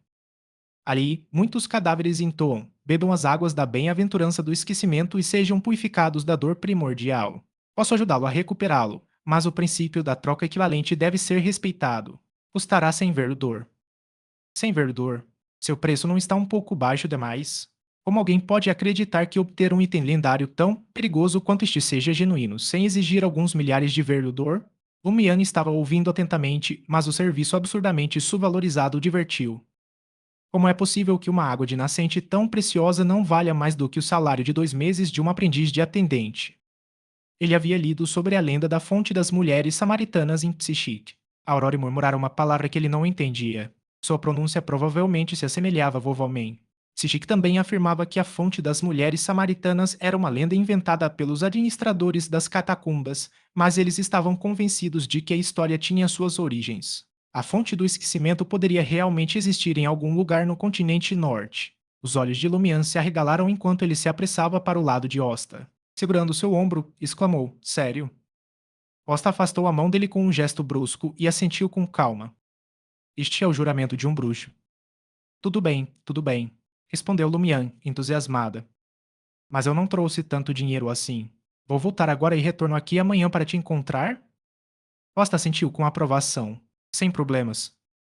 Lumian expressou sua gratidão profusamente, pegou a lâmpada de carbureto e partiu entusiasmado. Assim que saiu do campo de visão de Osta, o sorriso de Lumian desapareceu. Ele ergueu a palma da mão direita e aspirou o aroma suave. Antes de chegar ao quartier de l'Observatoire, ele havia deliberadamente borrifado uma colônia inferior na mão direita e tocado o corpo de Osta. De volta à superfície, Lumian abrigou-se atrás de um pilar, escondeu-se e esperou pacientemente. O céu foi escurecendo gradualmente. Com a chegada do crepúsculo, ele detectou o aroma fraco e familiar de colônia. Lumian não se apressou em perseguir Osta. Após algum tempo, emergiu de seu esconderijo, deixando para trás o aroma persistente, mantendo uma distância tão grande que se tornou quase invisível. Carruagens passavam zunindo por ele, e extravagantes engenhocas mecânicas surgiam esporadicamente. Capítulo 116 Cidade da Moda. Pela manhã, enquanto fazia compras no Le Marché du Quartier du Gentleman, Lumian notou que os cidadãos de Trier se vestiam de forma bastante casual ou talvez ousada. Isso era evidente nas mulheres que usavam mangas curtas que deixavam os antebraços à mostra ou roupas com ombros decotados que revelavam as clavículas. Por outro lado, não faltavam trajes peculiares. Na região de Dariege, um feiticeiro como Osta, vestindo manto e capuz negros, lembrava uma lenda antiga. Era impossível para ele andar pelas ruas abertamente sem ser parado pela polícia. Em Trier, porém, os transeuntes não lhe davam atenção. Essas aparições eram muito comuns. As pessoas vestiam uma variedade de roupas antiquadas. Ostatru era, sem dúvida, mais cauteloso. Periodicamente, olhava por cima do ombro para avistar alguém suspeito, mas Lumian mantinha uma distância tão grande que nenhum dos dois estava no campo de visão do outro. Lumian seguia Osta de uma rua para outra, acompanhando o leve aroma da colônia de qualidade inferior. Com a iluminação dos lampiões a gás, Osta transformou-se numa rua protegida por cúpulas de vidro e estruturas de aço. O local era bem iluminado e repleto de lojas sofisticadas. O chão era pavimentado com mármore liso e a área fervilhava de pedestres, um contraste gritante com as ruelas decadentes do Marché du Quartier du Gentleman. Este é o fliperama que a Aurora mencionou. Lumião observou Osta parando em frente a uma loja para admirar a vitrine. Ele também diminuiu o passo, examinando a área. Ele rapidamente identificou pessoas apresentando comportamentos incomuns. Vestidos com trajes formais, homens e mulheres passeavam com tartarugas de tamanhos variados. As tartarugas avançaram lentamente e seus donos, segurando uma corda, as seguiram sem pressa. Ao ver um homem vestido com um terno preto formal e uma cartola de seda passeando com uma tartaruga, Lumian não pôde deixar de perguntar: Meu amigo, o que você está fazendo? O homem virou a cabeça, revelando um rosto coberto de pó. Ele respondeu com um sorriso: Estrangeiro, estou apenas dando um passeio, caminhando com minha tartaruga. Por que uma tartaruga? Lumian não escondeu sua perplexidade. O cavalheiro impecavelmente vestido parecia satisfeito em compartilhar sua filosofia de moda. Ele sorriu e explicou: a maioria dos triestinos gosta de passear sem pressa, mas não consegue captar a essência do lazer e da elegância. Eles sempre caminham apressadamente e parecem estar com pressa. Um passeio tranquilo é mais lento que uma tartaruga. Por isso, caminhamos como tartarugas, deixando que elas nos guiem para enfatizar nosso ritmo pausado. É um medidor para avaliar a velocidade da caminhada e um dispositivo para quantificar a elegância. Lumian teve que admitir que Trieriens constantemente ampliava sua perspectiva como um caipira de Cordeaux. Aurore não teria conseguido escrever nenhuma história sobre passear com uma tartaruga. Um verdadeiro treriano. Lumian aplaudiu, com um tom carregado de sarcasmo. Lamentavelmente, o cavalheiro não compreendeu a mensagem implícita. Ele sorriu modestamente e continuou a seguir a tartaruga em ritmo tranquilo. Em pouco tempo, Osta chegou ao outro extremo da galeria. Lumian esperou um instante antes de segui-lo com cautela. Após sair da galeria, Osta posicionou-se perto da paragem de autocarro público. Em poucos minutos, chegou uma enorme carruagem puxada por 2 cavalos. A carruagem era dividida em 2 níveis. O exterior pintado de amarelo trazia inscrições como linha 7 inches e ano. O cocheiro vestia um casaco verde curto e um chapéu de aba larga para se proteger da chuva. Assim que a carruagem parou, um cobrador usando um pequeno chapéu, camisa listrada e calças pouco atraentes apareceu na porta aberta, examinando cada passageiro que embarcava como se fossem criminosos. Costa foi a terceira pessoa a embarcar. Ele escolheu um assento junto à janela, observando os transeuntes e os homens e mulheres que se acomodavam em seus lugares. Lumião observava à distância, sem se aproximar. Foi somente quando o vagão da linha 7 partiu que ele acelerou o passo, praticamente correndo para alcançá-lo. Considerando a velocidade relativamente lenta do transporte público e a regra de parar em todas as estações, Lumião não se preocupou em ficar para trás. Enquanto ele corria, alguns pedestres o observavam com curiosidade, enquanto alguns até trotavam ao lado dele, aparentemente acreditando que essa era a última moda. Tem algo errado com seu cérebro? Lumião não sabia se ria ou chorava. Depois de 3 paradas, viu Ostatru desembarcar do vagão público. Aquela área já fazia parte do Le Marché du Quartier du Gentleman. Osta atravessou 2 ruas e virou na Rue des Blouses Blanches, que Charlie havia mencionado. Entrou em um antigo prédio de apartamentos bege de número 20. Lumião parou em frente a uma banca de jornais na rua, pegou um jornal e folheou casualmente. Ao mesmo tempo, ele observava a entrada do prédio de apartamentos pelo canto do olho. São 11 cupets por um, lembrou o dono da banca de jornais a Lumian quando percebeu que ele estava apenas lendo e não comprando. Lumian tinha um exemplar do jornal Le Petit Trierien em mãos e, sem se importar, tirou 2 moedas de 5 cupets e uma de 1 cupet e as atirou sobre os outros jornais. O dono da banca de jornais ficou em silêncio. Lumian continuou lendo o jornal. A prefeitura está discutindo novos planos de preços com a empresa de abastecimento de água. Valéry critica o consumismo como um fetiche. O maior projeto da história da humanidade busca colaboração. O último anúncio chamou a atenção de Lumian, pois lhe lembrou algo que cheirava a brincadeira de mau gosto ou a um golpe. Enquanto Lumian vigiava o apartamento, leu o conteúdo correspondente com crescente interesse. O futuro da humanidade está nas estrelas. A história da humanidade foi forjada pelos corajosos que exploraram. Nesta era de rápido progresso tecnológico, carecemos de pioneiros da civilização, visionários com perspicácia e visão excepcionais e aventureiros corajosos. Da última vez, ficamos presos no Mar Berserk. Desta vez, estamos presos na atmosfera. No entanto, a civilização humana e a tecnologia, sem dúvida, superarão todos os obstáculos e perigos para forjar um futuro verdadeiro. Buscamos colaborar com todos os sonhadores para construir uma ponte espacial que nos permita caminhar da superfície até a Lua Carmesim. Ponto de contato: Bulipatil. Endereço: Rua Saint-Martin, 9, quinto andar, Quartier 2. Quanto mais Lumian lia, mais se divertia. Ele se viu em profunda contemplação. Como o rei das brincadeiras de Cordu, influenciado pelas ideias excêntricas de Aurore, ele jamais concebera uma noção tão ultrajante, ridícula e absurda. No entanto, esses indivíduos a anunciaram descaradamente, como se tivessem certeza de que poderiam enganar uma multidão. Será que ainda estou subestimando o QI médio dos seres humanos? Lumian acariciou o queixo com a mão esquerda enluvada. Naquele momento, ele viu um grupo de pessoas se aproximando do antigo apartamento no número 20 da Rue des Blouses Blanches. O líder era um cavalheiro de aparência distinta, com cartola de seda e terno preto. Tinha um perfil esculpido, um cachimbo cor de mogno na boca e um anel de diamantes na mão esquerda que brilhava sob a luz. Os homens corpulentos que o cercavam pareciam ameaçadores. Vestiam camisas de lona ou jaquetas escuras, transmitindo uma aura de gangue. Depois que eles desapareceram na entrada do apartamento, Lumian caminhou até lá com o jornal. Na base da escada, ele detectou vários perfumes simultaneamente. Um era fraco e familiar, o perfume inferior que ele havia usado em Osta. O outro era mais aromático, doce e um pouco enjoativo. Perfume de almíscar. Do homem com o cachimbo. Lumian seguiu o aroma até o quinto andar do apartamento. Lá, ele viu Osta Tru.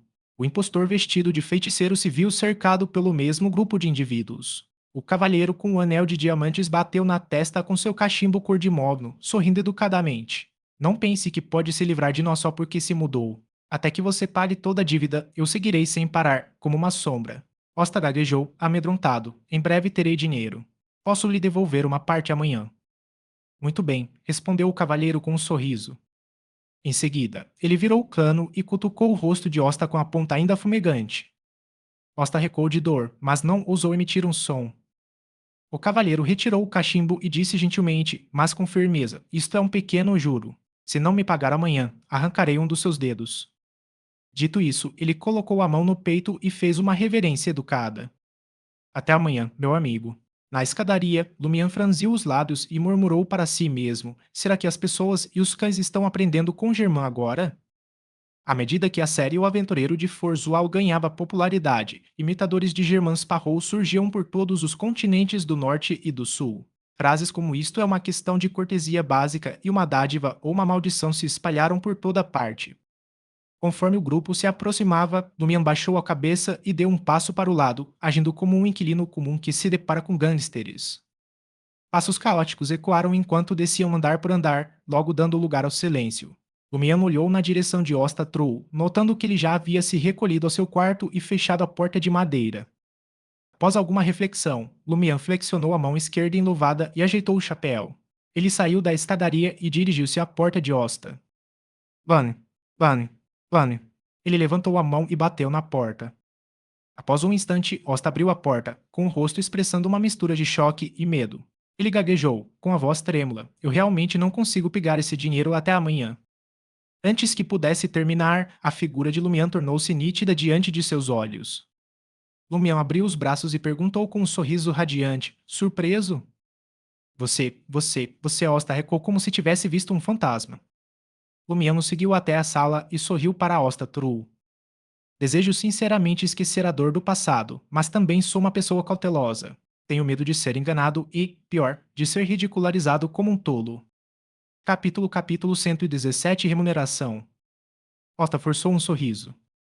Não estou mentindo. Existe mesmo uma primavera das mulheres samaritanas. É mesmo.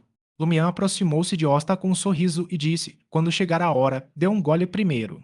Se for útil, você se esquecerá de que eu não lhe paguei. Se for inútil, por que eu deveria lhe pagar? Por um instante, Osta ficou sem palavras. Ele só conseguiu sorrir e acenar com a cabeça. Confie em mim, confie em mim. De repente, ele olhou para além de Lumian, com os olhos arregalados de terror. Lumian instintivamente se virou para olhar para a porta, mas não havia ninguém lá. Aproveitando a oportunidade, Osta se abaixou e correu em direção à porta aberta. Tac! Osta tropeçou no pé direito de Lumian, que se estendeu rapidamente e caiu no chão. A ponte do seu nariz ficou azul e seu rosto magro inchou.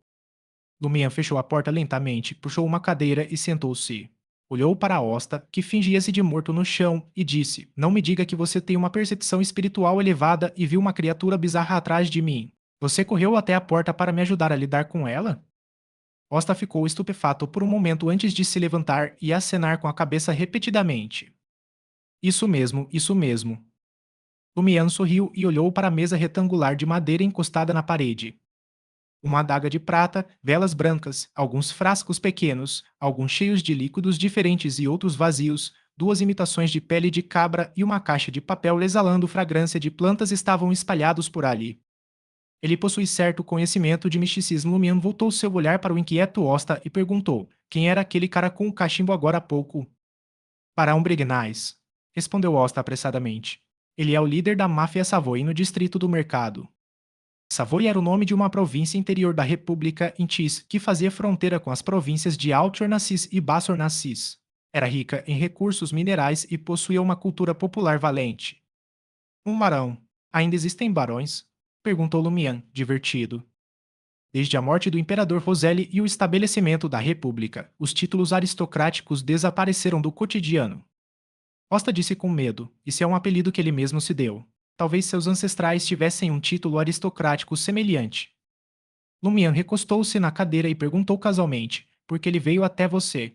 Você deve dinheiro a eles? Ao ver o comportamento inofensivo de Lumian, como se estivesse conversando com um amigo, Costa relaxou um pouco, apesar do medo. Ele disse amargamente: Para comprar um item, peguei emprestado 3.000 verludor de um agiota. Mais tarde, esse homem vendeu a dívida para Brignais. Eu disse, paguei pelo menos 3.000 verdor, mas ele me disse que ainda havia 2.000 de juros. Se você prolongar isso por mais 2 ou 3 meses, não vai dever 2.000, mas sim 4.000. Lumião observou a expressão de Osta desmoronar, o ar de mistério dissipado. Então, baixou a voz e disse num tom sedutor: se eu fosse você, daria um jeito de atrair Brignais e sua tripulação para uma pedreira. Depois, derrubaria a camada de pedra acima, enterrando-os para sempre. Sem credores, sem dívidas. Quanto mais Osta ouvia, mais apavorado ficava. Ele encarava Lumian como se fosse um demônio. Ele suspeitava que Lumian já tivesse tramado algo semelhante, mas com Osta Tru como alvo, e não Brignais. Isso é assassinato. Um crime, exclamou Osta, aterrorizado. Fale mais baixo. Você não gostaria de perder a voz para sempre? Gostaria? Lumian o advertiu com um sorriso. Então você sabe que isso é crime. Alguém já te disse que fraude também é crime. Osta ficou sem palavras. Lumian se levantou e tirou o pó das luvas. Estou só brincando. Estava testando seu caráter. O quê? Osta ficou perplexo. Lumian não revelaria que seu verdadeiro motivo era estabelecer uma imagem fria e implacável na mente de Osta. Isso seria útil durante futuras negociações. Confiança forçada ainda era confiança. Parabéns por passar no meu teste. Isso prova que você não é totalmente desprovido de escrúpulos. Lumian sorriu e abriu os braços. Ele rapidamente redirecionou a conversa para o rumo certo. Para que você pegou tanto dinheiro emprestado? Ele olhou em volta e acrescentou: não parece haver nada de valioso por aqui. Osta instintivamente quis contar uma mentira, mas lembrou-se do aviso de Lumian. Ele tremeu e disse: Você. Você entende de poções.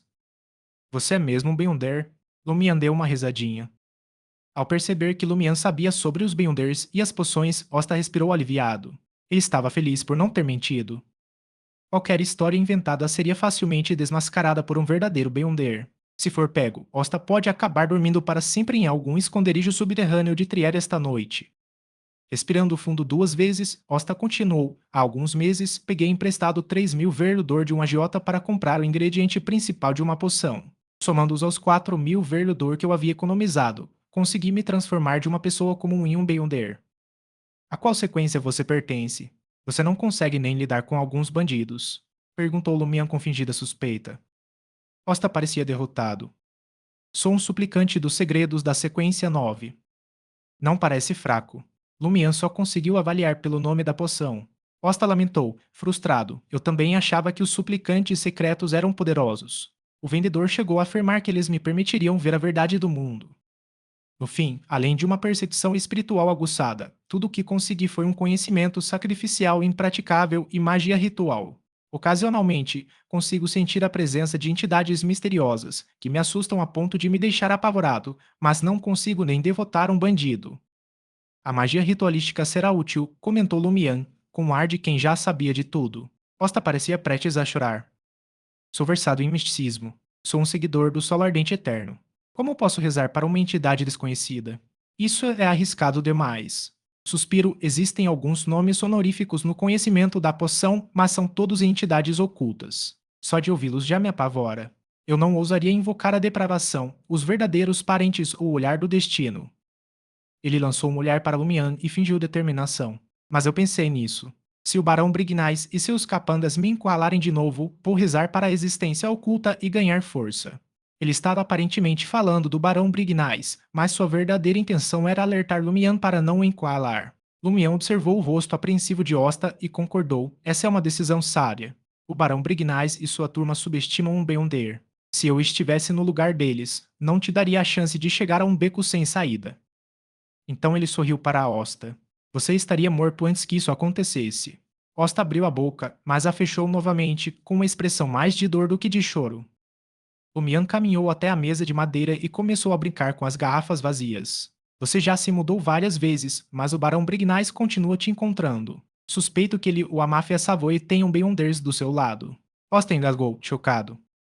Lumian pegou o punhal de prata da mesa, girando-o enquanto dizia a Osta: Posso lhe oferecer 100 verdor como recompensa. Osta ficou perplexo mais uma vez. Ele percebeu que não conseguia acompanhar o raciocínio de Lumian. Você ainda quer a água da fonte das mulheres samaritanas? Perguntou ele em tom de brincadeira. Lumian sorriu e respondeu: Diga-me, ela existe mesmo? Observando o olhar divertido de Lumian, Osta hesitou por um momento antes de admitir: não tenho certeza. Lumian assentiu com satisfação. O que eu quero é que você me leve ao encontro que você mencionou, aquele onde você comprou o ingrediente principal da poção. A recompensa é de 100 Verludor. Lumian fez esse pedido em parte porque a missão da Madame Maga poderia estar ligada à coleta de materiais Beyonder e em parte porque ele precisava de um evento semelhante para adquirir armas, materiais, artefatos selados e conhecimento arcano. Costa engoliu em seco. Posso tentar, mas precisarei da aprovação do organizador do evento. Sem problema. Lumian tirou uma moeda de ouro e fez um gesto para que Osta se aproximasse. Este luz de ouro é sua recompensa por ter perguntado. Darei a você os 80 verlos de ouro restantes quando puder comparecer à reunião. Osta não havia previsto que sua surra se transformaria em uma oferta de emprego. Ele ficou momentaneamente atônito. Após alguns segundos, aproximou-se cautelosamente da mesa de madeira e pegou os 20 luz de ouro. Disse a Lumian: não sei quando terei uma resposta, mas o mais tardar na próxima quarta-feira. Passo o dia perto das catacumbas e durmo aqui à noite. Pode me encontrar a qualquer hora. Lumian assentiu com a cabeça, sorrindo enquanto erguia o punhal de prata que tinha na mão e o cravava no ombro de Osta. O sangue jorrou e Osta cambaleou para trás, aterrorizado. Encostou-se à parede e gritou ansiosamente: não me matem. Eu não estou mentindo. Lumian pegou uma garrafa de vidro da mesa de madeira e aproximou-se de Osta com um sorriso. Não se preocupe. Se eu quisesse você morto, já teria feito isso. Isso se chama juramento de sangue. Sou muito cauteloso com enganos e traições. Enquanto Lumian falava, ele encostava a garrafa de vidro vazia na ferida de Osta, deixando o sangue escorrer. Durante esse processo, ele sorriu para Osta e disse: você tem uma grande compreensão do misticismo. Deveria saber o que o sangue significa nas mãos de outros. Não minta para mim. Maldição por um instante, Osta não conseguiu decidir se alegrava por não ter morrido ali mesmo ou se desesperava por seu sangue agora pertencer a um homem mais perigoso que o Barão Brignais. Lumian não disse mais nada. Apertou a tampa da garrafa, rasgou um pedaço de pano do quarto e jogou para Osta. Faça o curativo você mesmo. Ele não conhecia nenhuma maldição Beyonder, mas poderia testar se sangue esperado ativaria a habilidade de troca de destinos de Fallen Mercury. Mesmo que não funcionasse, tudo o que precisava fazer era convencer Osta de que sabia como lançar maldições. Lumian olhou para Osta, que tentava desesperadamente estancar o sangramento, e perguntou casualmente: qual é o seu plano para lidar com o Barão Brignais? Com este luz de ouro e algum dinheiro que economizei, devo conseguir apaziguá-los por uma semana, disse Osta com um sorriso amargo. Eles não receberão um único cupete se levarem seus devedores à morte. Capítulo 118 Invocação. Lumian assentiu com a cabeça e perguntou: você mencionou que sua percepção espiritual é bastante avançada? Osta entrou brevemente em transe antes que um medo persistente se espalhasse por seu rosto. Ele parou um instante para se recompor e então disse: essa parece ser uma característica do suplicante dos segredos. Consigo sentir criaturas ocultas à espreita nas profundezas escuras, e também consigo sentir o mundo real envolto em um véu espesso. Além desse véu, olhos sem emoção nos observam. Ao terminar, Osta respirava com dificuldade. Lumiane esperou pacientemente que o impostor feiticeiro recuperasse o fôlego. Quase um minuto depois, Osta exalou, dizendo: no distrito do mercado e no quartier de l'Observatoire, tudo bem, mas no subterrâneo de Trier, muitas vezes consigo sentir o fim de certos caminhos. Em lugares que não consigo ver, alguma criatura me chama para perto. Fico pensando o que aconteceria comigo se eu realmente entrasse naquela escuridão. Um excelente sensor místico, sem dúvida. Lumian zombou silenciosamente da visão espiritual de seu caçador, ao mesmo tempo que sentia que um suplicante de segredos não era tão inútil quanto Osta afirmava. Osta prosseguiu: às vezes, quando vejo turistas entrando nas catacumbas com velas brancas, tenho essas alucinações. Acho que é um ritual que forma um vínculo mágico com alguma entidade oculta, protegendo os turistas de serem devorados pela escuridão ou levados pelos mortos. Lumian ficou surpresa, suspirando interiormente. Em termos de misticismo, um suplicante dos segredos é bastante poderoso, só que eles não são habilidosos em combate. Com base no relato de Osta, Lumian suspeitou que levar uma vela branca acesa para dentro das catacumbas era, de fato, um ritual que permitia aos visitantes evitar os perigos ocultos ali presentes. Os administradores da tumba provavelmente sabiam disso, mas, em busca de lucro, não apenas se mantiveram em silêncio, como também incentivaram seus superiores a promover as catacumbas como uma atração turística. Lumian se lembrou do lamento frequente de sua irmã Aurore: o dinheiro muda as pessoas. Em um nível mais básico, eu me pergunto qual dos dois seria mais eficaz para mudar uma pessoa: poções, dádivas ou dinheiro. Lumian murmurou baixinho, com um tom provocador. Ele então perguntou a Osta: Você pressentiu algum perigo à espreita na escuridão do distrito do mercado? A expressão de Osta mudou quando ele respondeu em tom grave: Não me atrevo a me aproximar da casa incendiada em Le Marché du Quartier du Gentleman. Na periferia do Le Marché du Quartier du Gentleman, perto da Rue des Blouses Blanches, erguia-se uma casa desabitada e carbonizada. Os membros do parlamento do distrito há muito exigiam sua demolição e conversão em um prédio comercial, mas, por algum motivo, a proposta nunca chegou à pauta da prefeitura. Mesmo depois de uma década, a construção de 6 andares, uma verdadeira aberração, ainda permanecia de pé. Não senti nada quando passei por ali esta manhã. Lumian virou-se e dirigiu-se para a porta.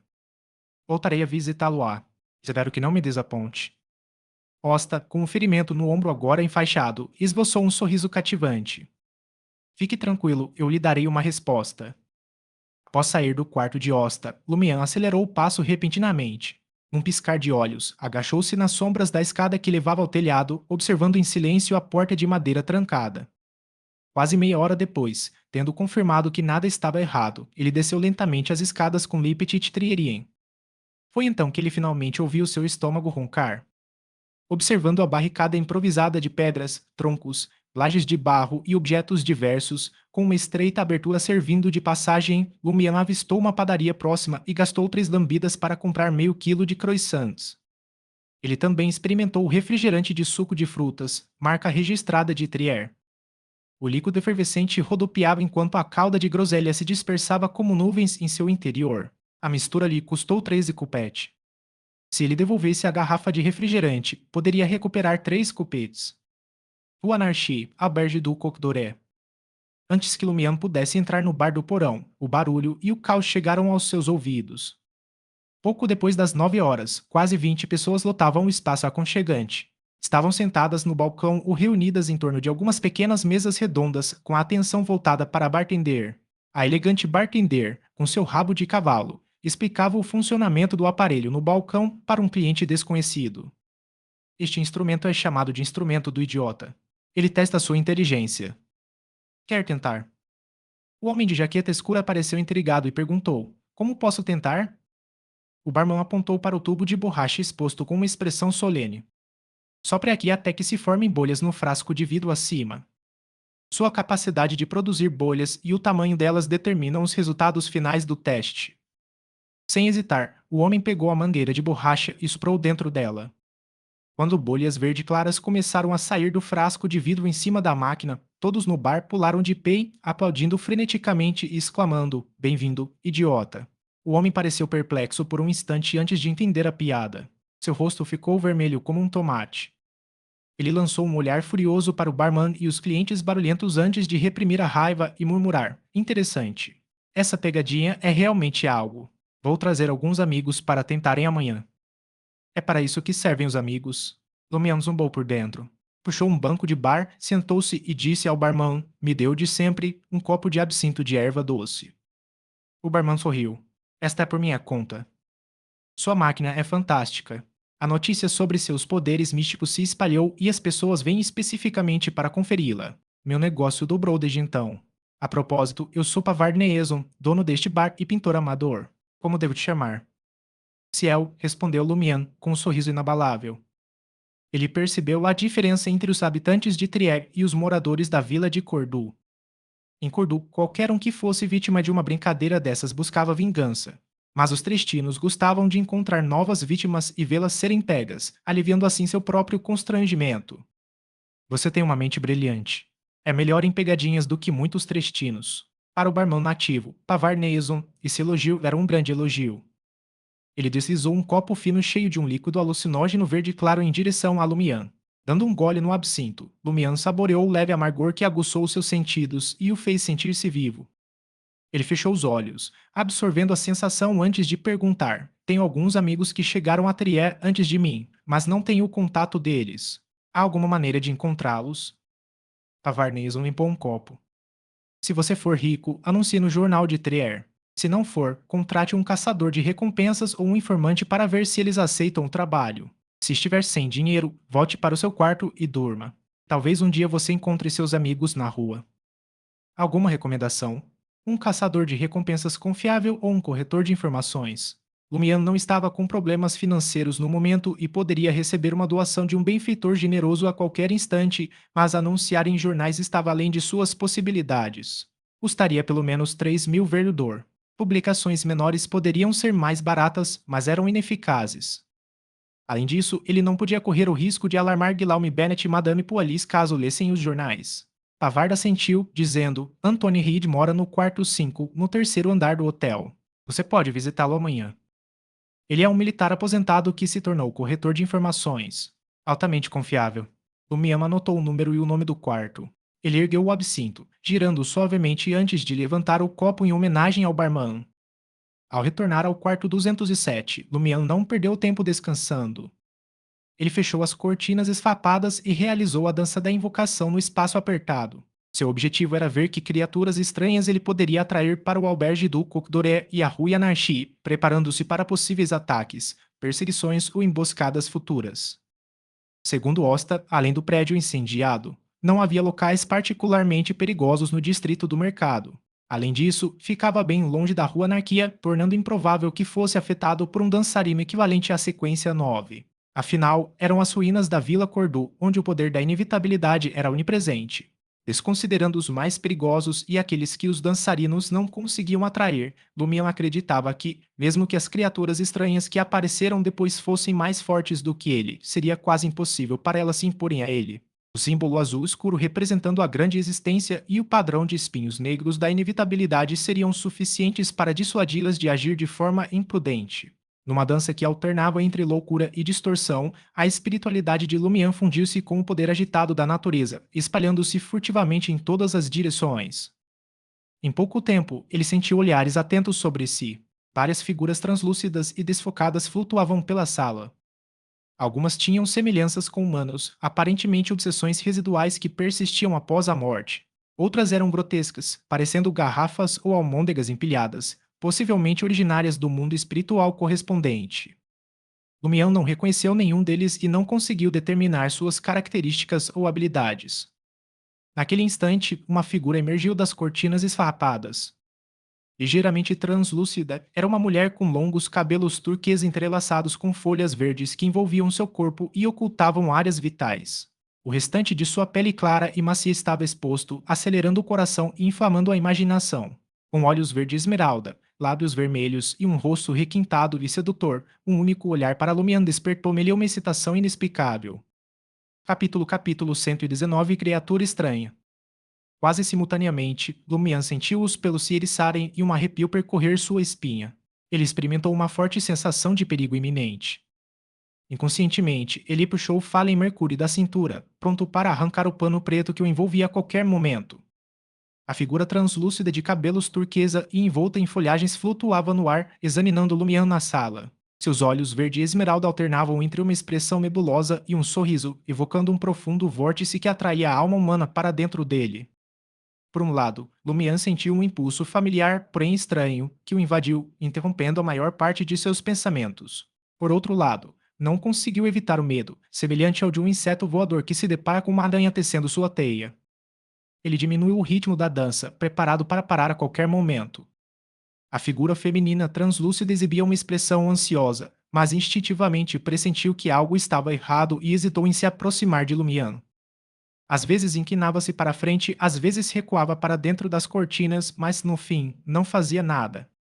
Após Lumian terminar sua dança de invocação, ele ouviu um som fraco em seus ouvidos. Era tão próximo que parecia vir da sala ao lado, fazendo com que as estranhas criaturas que estavam no cômodo desaparecessem uma a uma. A última a sair foi a figura feminina de cabelos turquesa e vestimentas cobertas de folhas. Ela parecia relutante e perplexa ao mesmo tempo.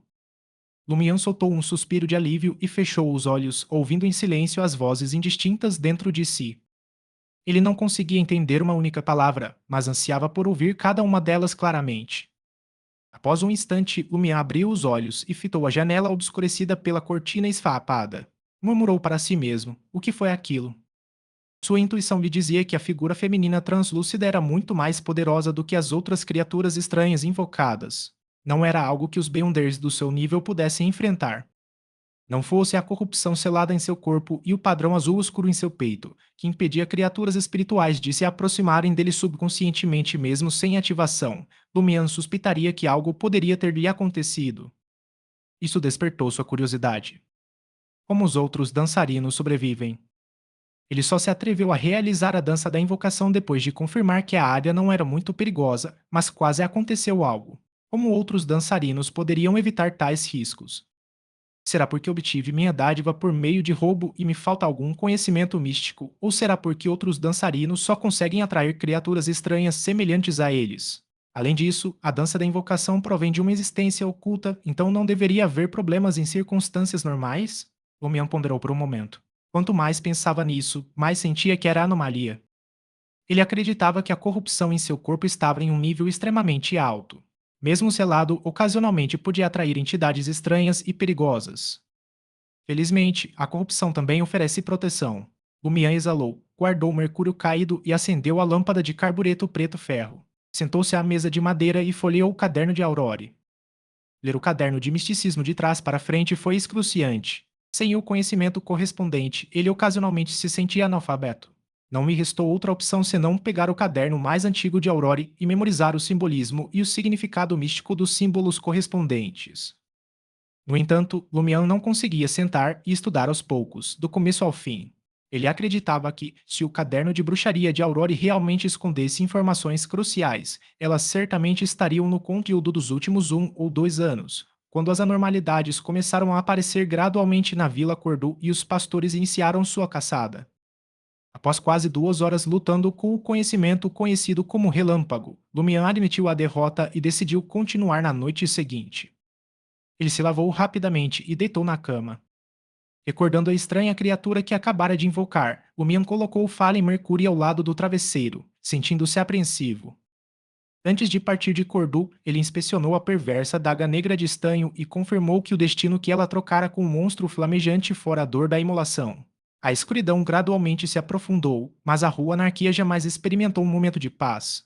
Cantos, gritos, palavrões, brigas, perseguições, tosses, choros e exercícios físicos preenchiam o ar, compondo uma sinfonia noturna. Lumian havia se acostumado com o barulho, que até o fazia sentir-se vivo. Sem perceber, ele adormeceu. Às 6 da manhã, o sino da catedral ao longe tocou, lembrando o Cordu. Lumian acordou pontualmente, mas estava relutante em abrir os olhos. Após alguns minutos, ele se sentou e prendeu Fallen Mercury à cintura. Seus sonhos tinham sido caóticos durante toda a noite, mas nada fora do comum aconteceu. Será que estou pensando demais? Murmurou Lumian. Ele abriu a porta e entrou no banheiro mais próximo. Usando a luz da manhã que entrava pela janela, examinou-se no espelho. Comparado ao mesmo momento do dia anterior, ele não havia mudado em nada. A cor e o comprimento do seu cabelo eram fatores externos e não se alterariam com sua condição física. Lumiano abaixou-se e escovou os dentes. Enquanto enxaguava a boca, viu Charlie entrar pelo canto do olho. Você não mora no quinto andar? Perguntou Lumian, cuspindo o líquido e se virando para Charlie. Charlie havia trocado de roupa e agora vestia uma camisa branca amarelada com os punhos dobrados até os cotovelos. Bocejou e disse: Acredita? Aqueles caras já estão acordados antes das 6. O banheiro do quinto andar está lotado. Então sorriu. Ainda prefiro este banheiro no segundo andar. Sabe por quê? Porque é limpo. Apesar daquele desgraçado do Laurent ter sobrancelhas muito arqueadas e não saber ajudar a mãe em nada, ele tem seus pontos fortes. Ele adora a limpeza. Enquanto estiver no apartamento, limpa o quarto todos os dias e cuida do banheiro também. Ah, será que ele não consegue usar o vaso sanitário se estiver sujo? Então é ele quem limpa. Lumian ficou surpresa. A impressão que Lumian tivera do jovem chamado Laurent fora de que ele era frio, arrogante e impecavelmente vestido. Ele claramente tinha uma alta opinião de si mesmo e parecia alheio ao sofrimento da mãe. Não me parecia o tipo de pessoa que limparia um banheiro. Anteriormente, Lumian presumira que os outros inquilinos do segundo andar estivessem fartos da mesquinhez do proprietário e tivessem assumido a responsabilidade de limpar os espaços compartilhados. Ao notar o rosto abatido de Charlie, como se tivesse passado a noite em claro, Lumian sorriu e perguntou: Você foi à Rue de la Muraille ontem à noite? A Rue de la Muraille era o infame bairro da Luz Vermelha de Trier. Como posso me dar ao luxo de ir à Rue de la Muraille? Mas com certeza irei lá um dia desses. Charlie cerrou os dentes e continuou. Voltei para o hotel às 22h ontem à noite. Depois fui ao bar subterrâneo e bebi com os caras até meia-noite. De madrugada, tive até um, digamos, sonho bastante vívido. Ciel, nossos nomes são iguais, mas são escritos de forma diferente. Consegue imaginar o quão extasiado eu estava naquele sonho? E quando acordei, o quão arrasado é o vazio? O Mian completou o adjetivo. Sim, sim, sim. Charlie foi até o banheiro e desabotou o cinto. Seus olhos, já estreitos, se franziram em satisfação. Lumião apertou o nariz e zombou. Você teve um sonho erótico? Charlie estremeceu, apertou a mão direita e riu. Foi o sonho mais realista que já tive. A mulher ali era muito mais bonita do que qualquer outra na rua de Lamuraíli. Ela era tão terna e apaixonada. Eu não queria acordar nunca mais. Bem, claramente você não conseguiu aguentar por muito tempo. Acordar foi uma bênção Pricolomian. Charlie não se deu ao trabalho de discutir e, em vez disso, disse seriamente: pretendo ir à Rue do Rossignol aos domingos, depois de receber meu pagamento e quando estiver de folga. Há alguns salões de dança lá com garotas baratas. Um colega me disse que só preciso de 52 cupetes para me divertir.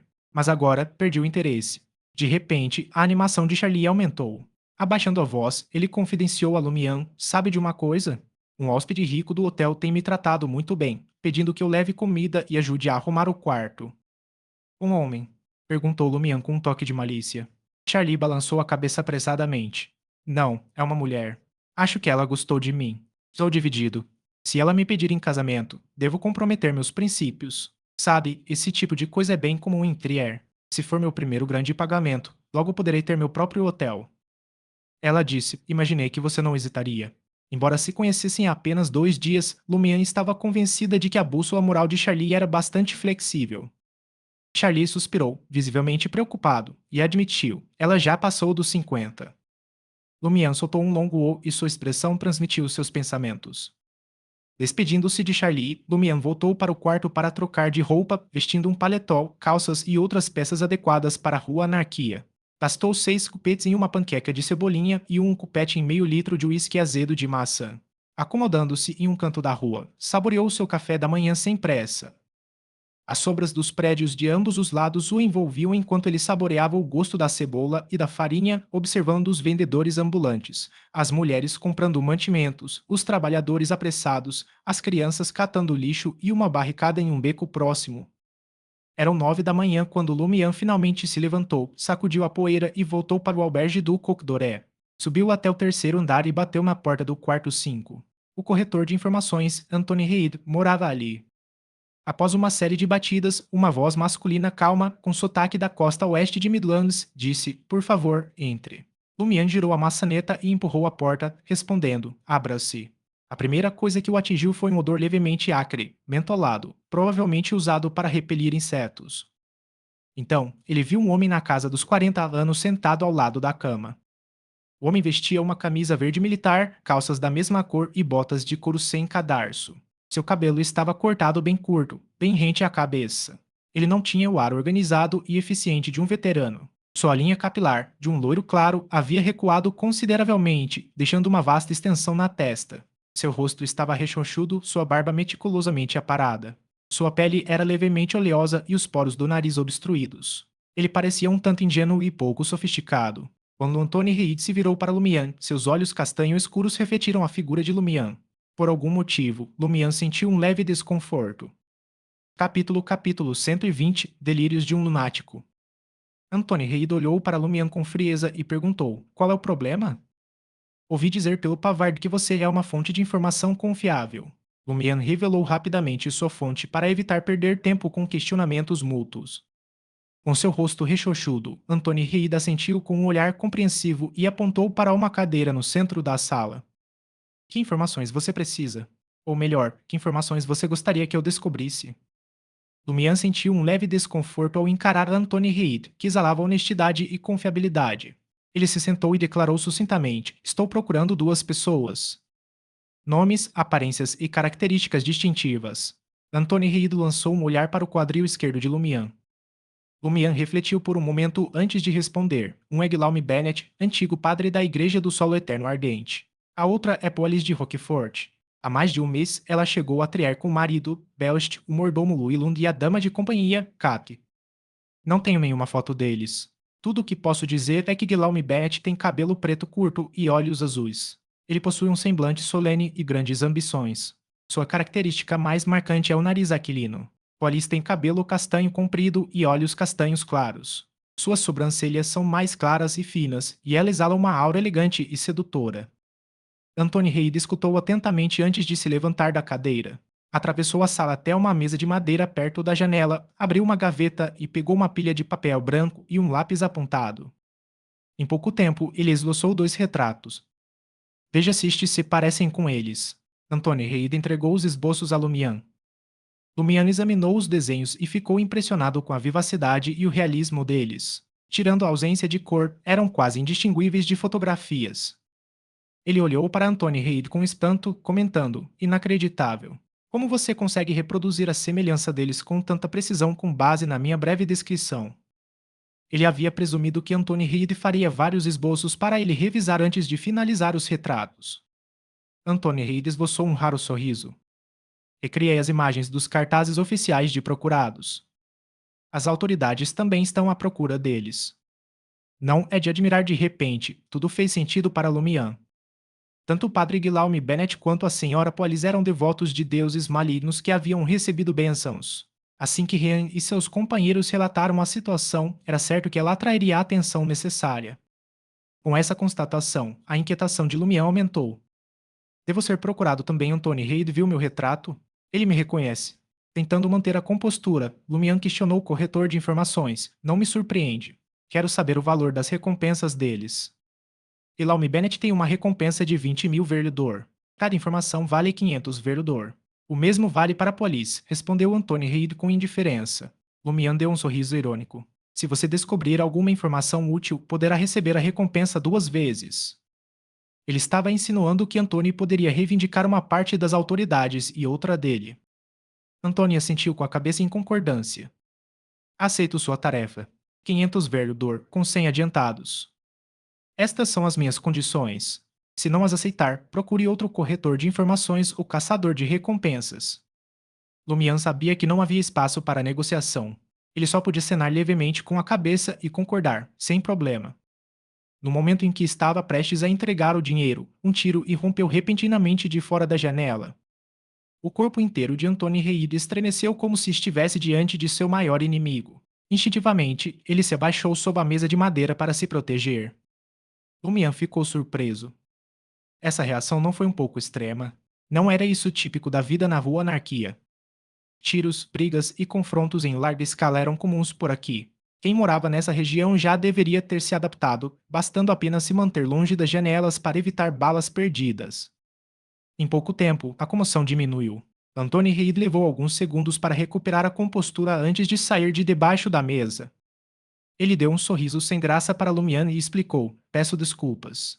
Há alguns anos, durante a guerra, sofri de estresse pós-traumático no campo de batalha e não tive outra escolha a não ser me aposentar e voltar para Trier. Então, por que escolher morar na Rua Anarquia, onde tiroteios eram frequentes? Lumian não insistiu no assunto. Não tinha interesse nos problemas psicológicos de Anthony Reid. Tirou uma nota de 50 Verdor e passou o dedo delicadamente sobre a imagem de Levantes, as ruas comerciais movimentadas e as silhuetas dos comerciantes que passavam.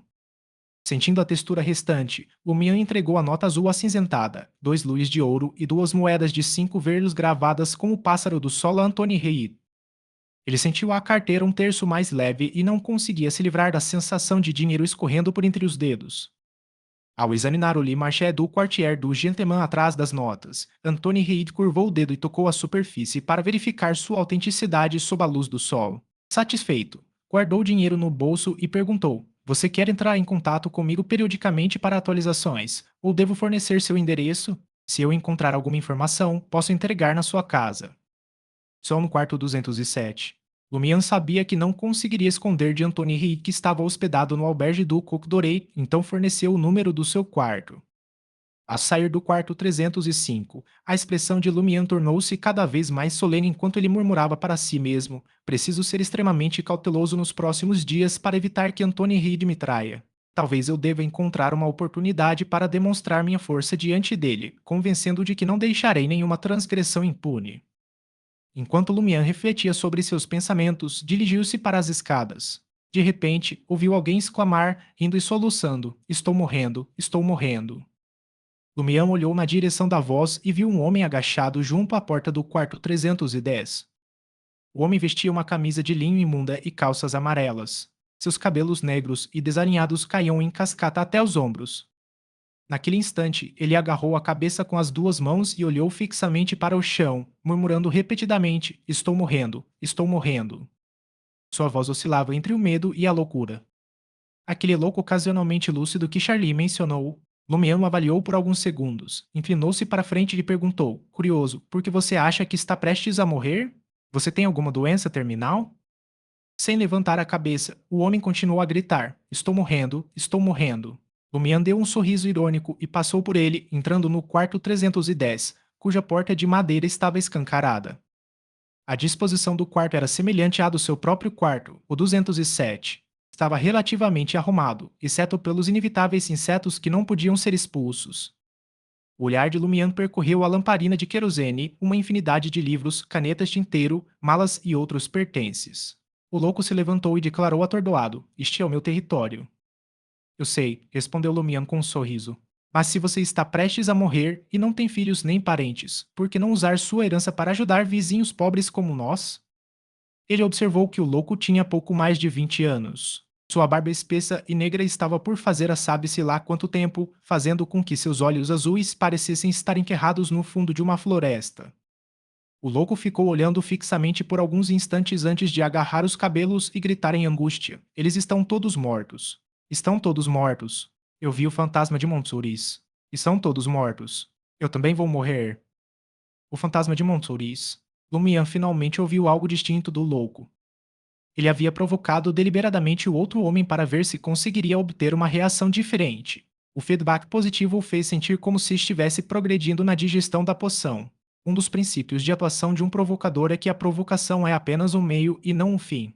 Lumian estudou o louco pensativamente e perguntou por que o fantasma de Montsouris os faria morrer e o levaria à beira da morte. O louco baixou a cabeça e murmurou: Quem vira o fantasma de Montsouris morrerá. Sua família também morrerá. Morrerão dentro de um ano. Será isso um delírio do louco, ou algo assim realmente aconteceu? Se sim, foi uma maldição. Lumião insistiu. Onde você encontrou o fantasma de Montsouris? Subterrâneo, subterrâneo. Fica embaixo do distrito comercial. O louco agachou-se novamente, com as costas pressionadas contra a parede enquanto abraçava o próprio corpo trêmulo. O submundo embaixo do distrito comercial.